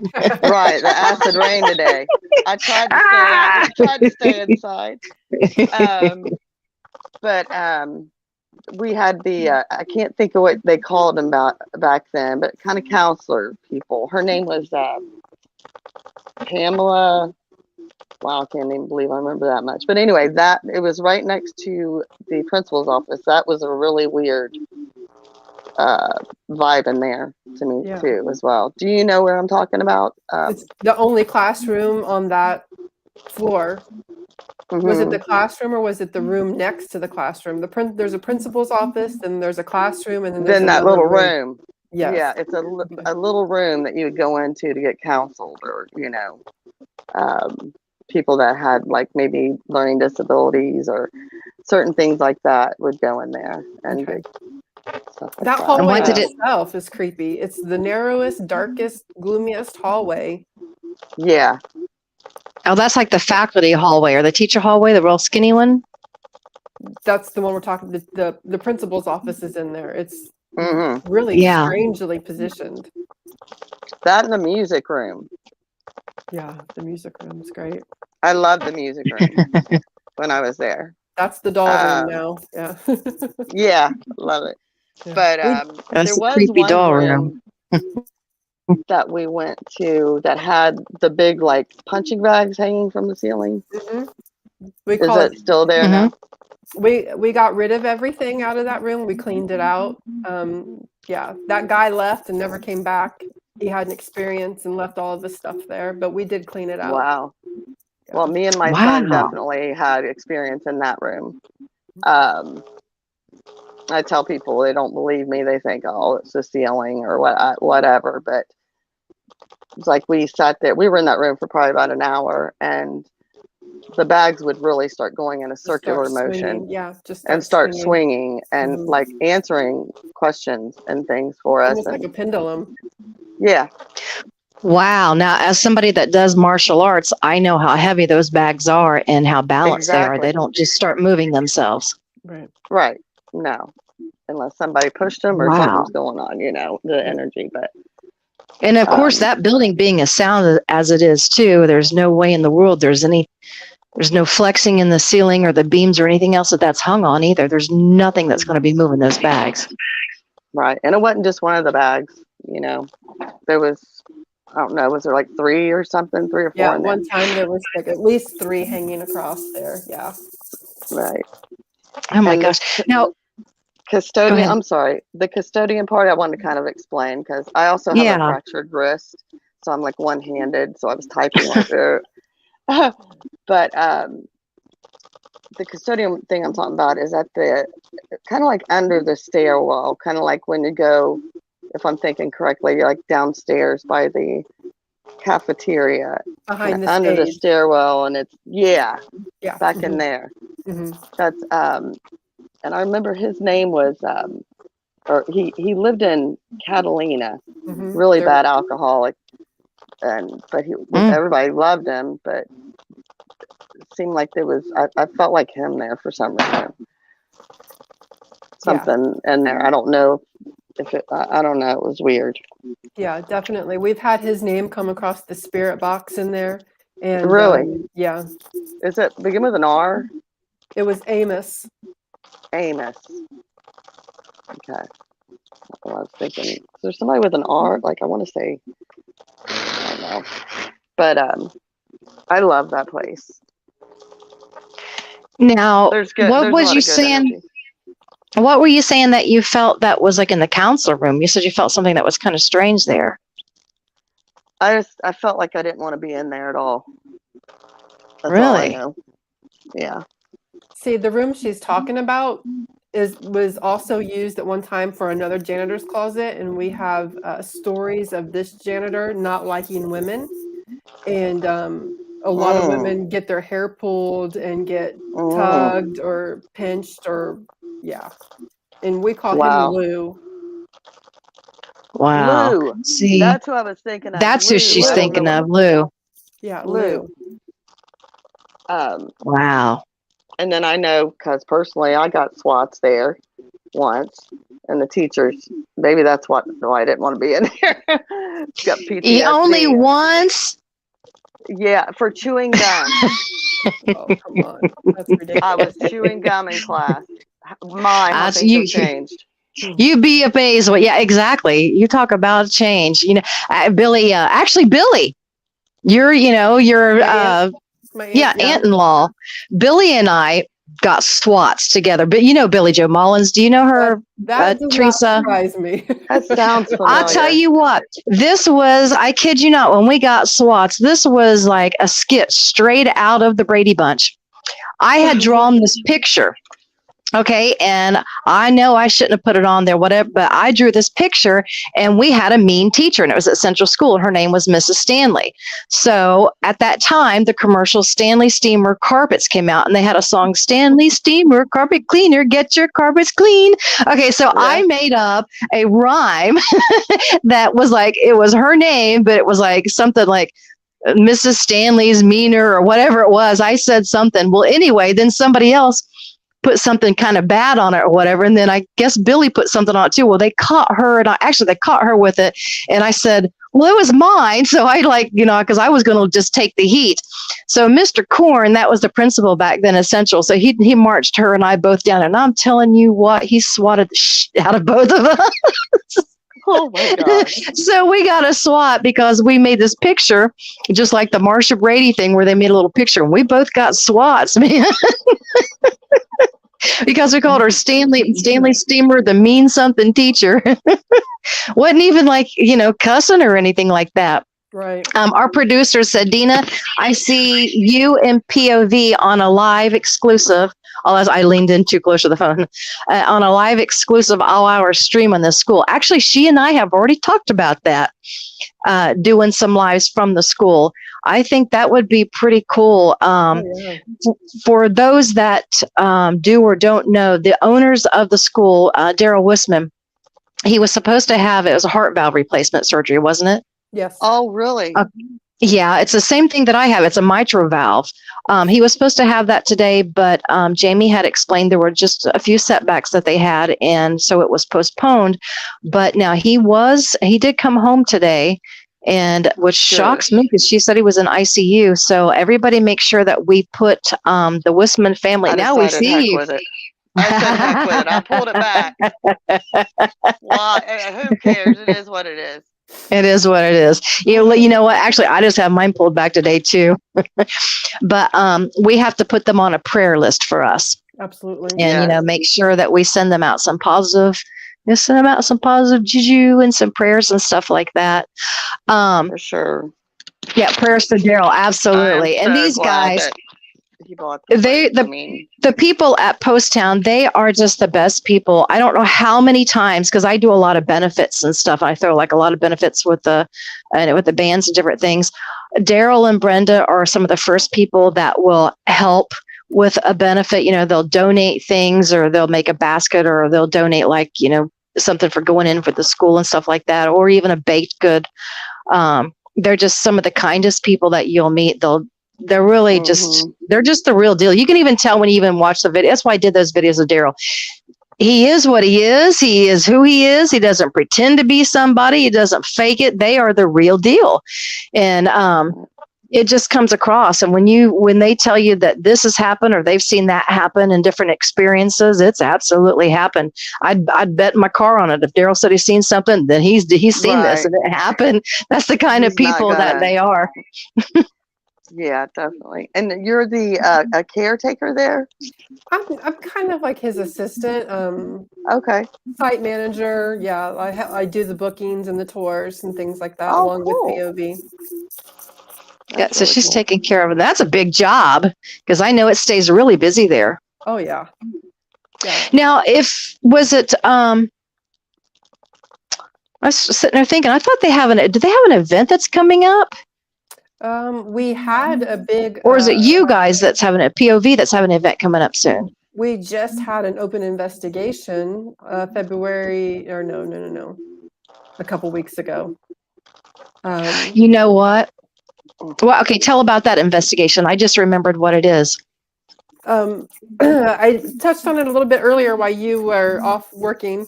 I was getting my brat over here. We try almost once a month. However, we do not have one booked for March yet. We offer an open investigation where you can come. You pay $50 and you come and investigate with us. So we let you use our equipment and we walk you around and show you methods and things like that. Oh, really, that's a fantastic idea, because there's a lot of people out there, order their equipment or do different things and have it mail order, but they've really not been out in the field to, know some of the do's and don't do's and stuff. That's a great idea that you got, or people that want to do it, but they just, they don't have the money to invest full on in equipment and stuff. That's fantastic. That's a great idea. Yeah, that is awesome. That is cool. I know what I saw. You guys had an ad on there that was for the flashlight tour. Oh, it's on the Post Town site, as a matter of fact. Yeah. Actually, for those that know, there is a Facebook page for Post Town. And what is the name of that page? PostTownSchool.com. Middletown Historic. I think it's Middletown Historic. Middletown Historic. Yeah. Okay, and that's the Facebook one. Hmm. Okay, I say I'm in the group and can't even think of the group name myself. I even posted a post on it earlier and I can't remember. I know between the That acid Facebook and the rain. website, I get which one is which. The email, I get confused. But yeah. Email. So, how much do you think, like, the train wreck that occurred there? I mean, what do you guys feel about, like, how much do you think that is? What do you believe that that's possibly the sold there, or more? I don't know. I'm just curious what your opinion is on it. Well, my theory is that so much has happened in that area that it's just like a beacon for spirit. Plus, you have Yeah. the energy coming from the train tracks, you have the energy coming from the running water all around it. So it's just Right. like a hub. It's a good spot or crossroads or whatever you want to call it for spirit to go. Yeah, Right. I think it would pull in a lot of energy for that. And then at the same time, I mean, a lot of people don't count in. We do have a church that's right there, and then right from it is another church. And with that and the school, and technically that does create a triangle. I mean, where we have both of those churches at. Now, the one church Where my even had a parents go. daycare. It did have a and it had a yeah. Actually, I did the puppet ministry there, but yeah, there was like a lot of energy, and that does put the school right there inside of a triangle where there would be an immense amount of increased energy just from that. There's so much research that's been done anywhere you have like the three intersecting points with that. So that might be pulling in a lot too. And even that train wreck would have that train wreck would have even been put in there too. Why is Jamie flashing? Okay, I'm like, I see Jamie flashing. Hashtag Daryl. Okay, yeah, they're doing the giveaway. If you hashtag Daryl in the comments and stuff, they're doing a giveaway with that. And he's telling everybody to hashtag and pray for Daryl, which we will, and for Brenda too. And actually, if you're Daryl's right hand lady, let me tell you what, or the right hand fan, you've got both of your hands full. Matter of fact, you need a couple extra hands. I could use a couple more. Yeah. I tell you what, the funny thing is, the first time that I met Daryl, I used to go 4x4, and so I had a Mike Wine that did Monster Jeeps built my Jeep. And we had taken the quads and different stuff, and we were back in behind Daryl's property and them that they had on Thomas Road. And they were shooting up the cars with their shotguns. So the first time I meet him, yeah, because I shot guns and stuff. Like, the first time I met him, he's trying to hand me a gun and say, "Well, here, shoot this." That's what we did for fun in Post Town when we. It was like that was entertainment.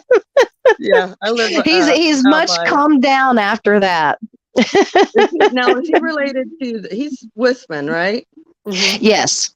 Yeah. Yes, I went Brenda. to school with the some of the with the Wismans too. So yeah, you did. You went to school with some of their family, and I think is it? I would have to even ask Jamie if she would know. Was it his sons, like his nephews, his not sons, his brother's kids? That went to the school. I know Daryl's 2 daughters went to the school. That's right. The girls did go there. The Wismans I know, they lived on the corner of Thomas and Franklin Madison. And I don't know. I thought that was. I'm not sure. I know Daryl and them are on the other. Yeah, they were on the other side. Huh? Yeah, they were on the other side of it. Yeah, we'll have to find out about. I'll have to end up asking them about that. But he says winner will get a paid investigation and a tour of the school. Right. One thing, and I'm gonna get off of here, and I'm so glad I caught some of this, but I want to kind of say one thing before I go out. That was really, when I was about 10 years old, I was right in front of Post Town on my way home, me and my brother on our way home from Vacation Bible School. I'll never forget this. And across from the school is a gravel pit back in there. Yes. And we were going along there, and we seen a UFO. If I've ever heard of anything, seen any of it, was just hovering over the gravel pits right across from the school. And It's just That's something that's always interesting stayed you in my say that. mind. And so it's just kind of weird how you were talking about the triangle and how everything, that's just something that occurred and we all saw it. So You are but not the only person that I've heard that from. Yeah, over I've the heard gravel other pit. people say that. And I You have? forgot until you just said that. I've heard a few people say I that they've seen things in the sky. Yeah, Yeah. and they're at that gravel pit area. So that's Right. interesting. You know what? I might even make Yeah. I might even see My about doing a friend, podcast on some of that because there's a lot of people I've heard say that. I can think of 3 of them right off the top of my head. really? That's cool. Yeah, sure can. One of them I No. wouldn't give the time of day to anymore, but yeah, that one definitely I hear you. did. I understand. But thank you so much Cash for me, letting me jump on. cash me outside.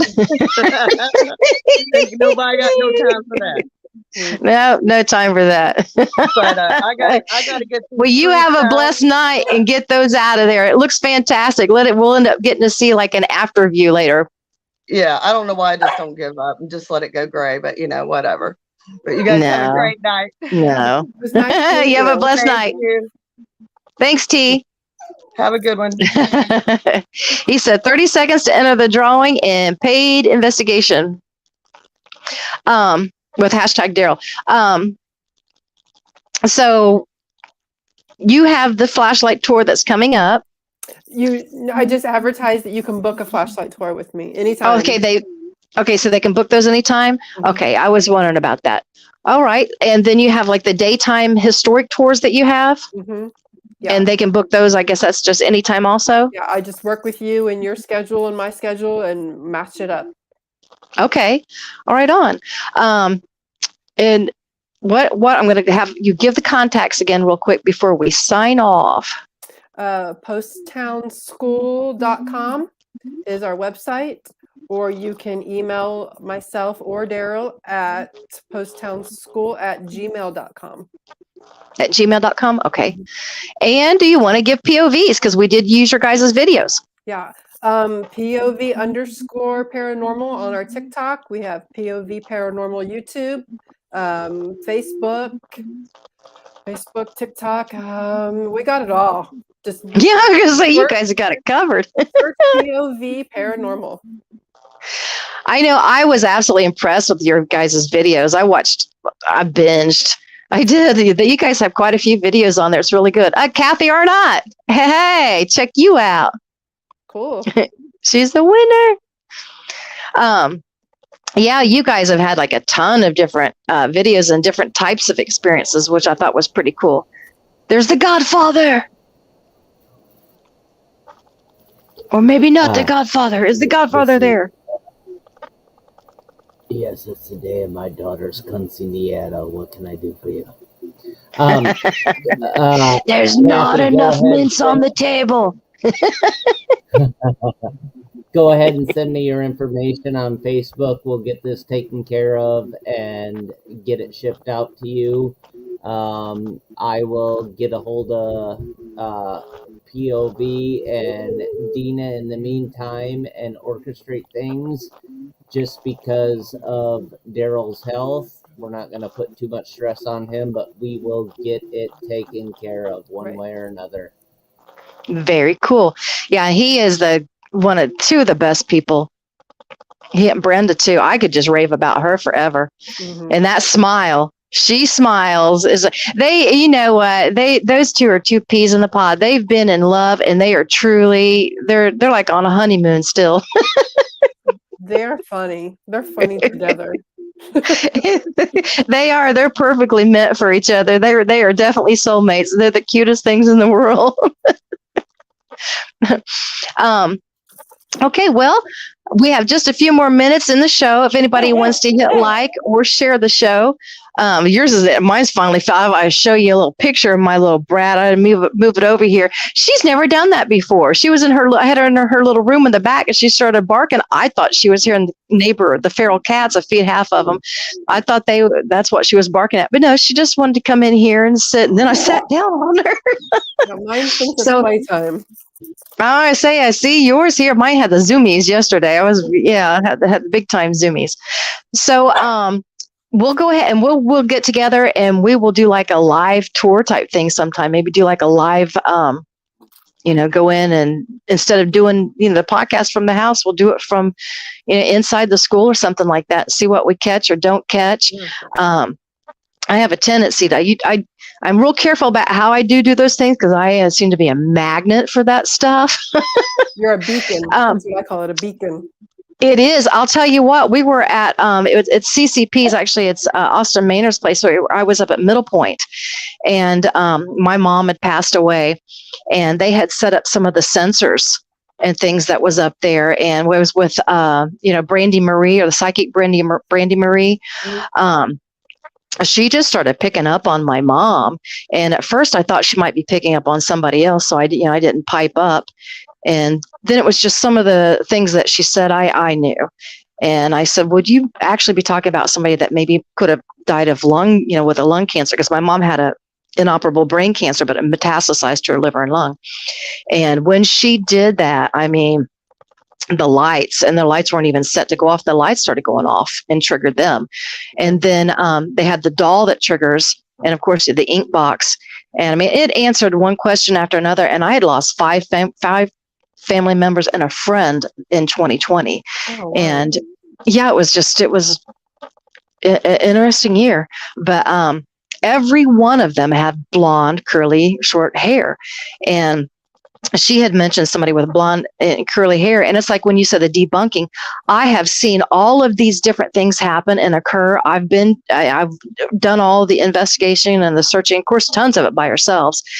But even with that happening, because it was relating to me closer, and with my mom I was trying to figure out every way to debunk it.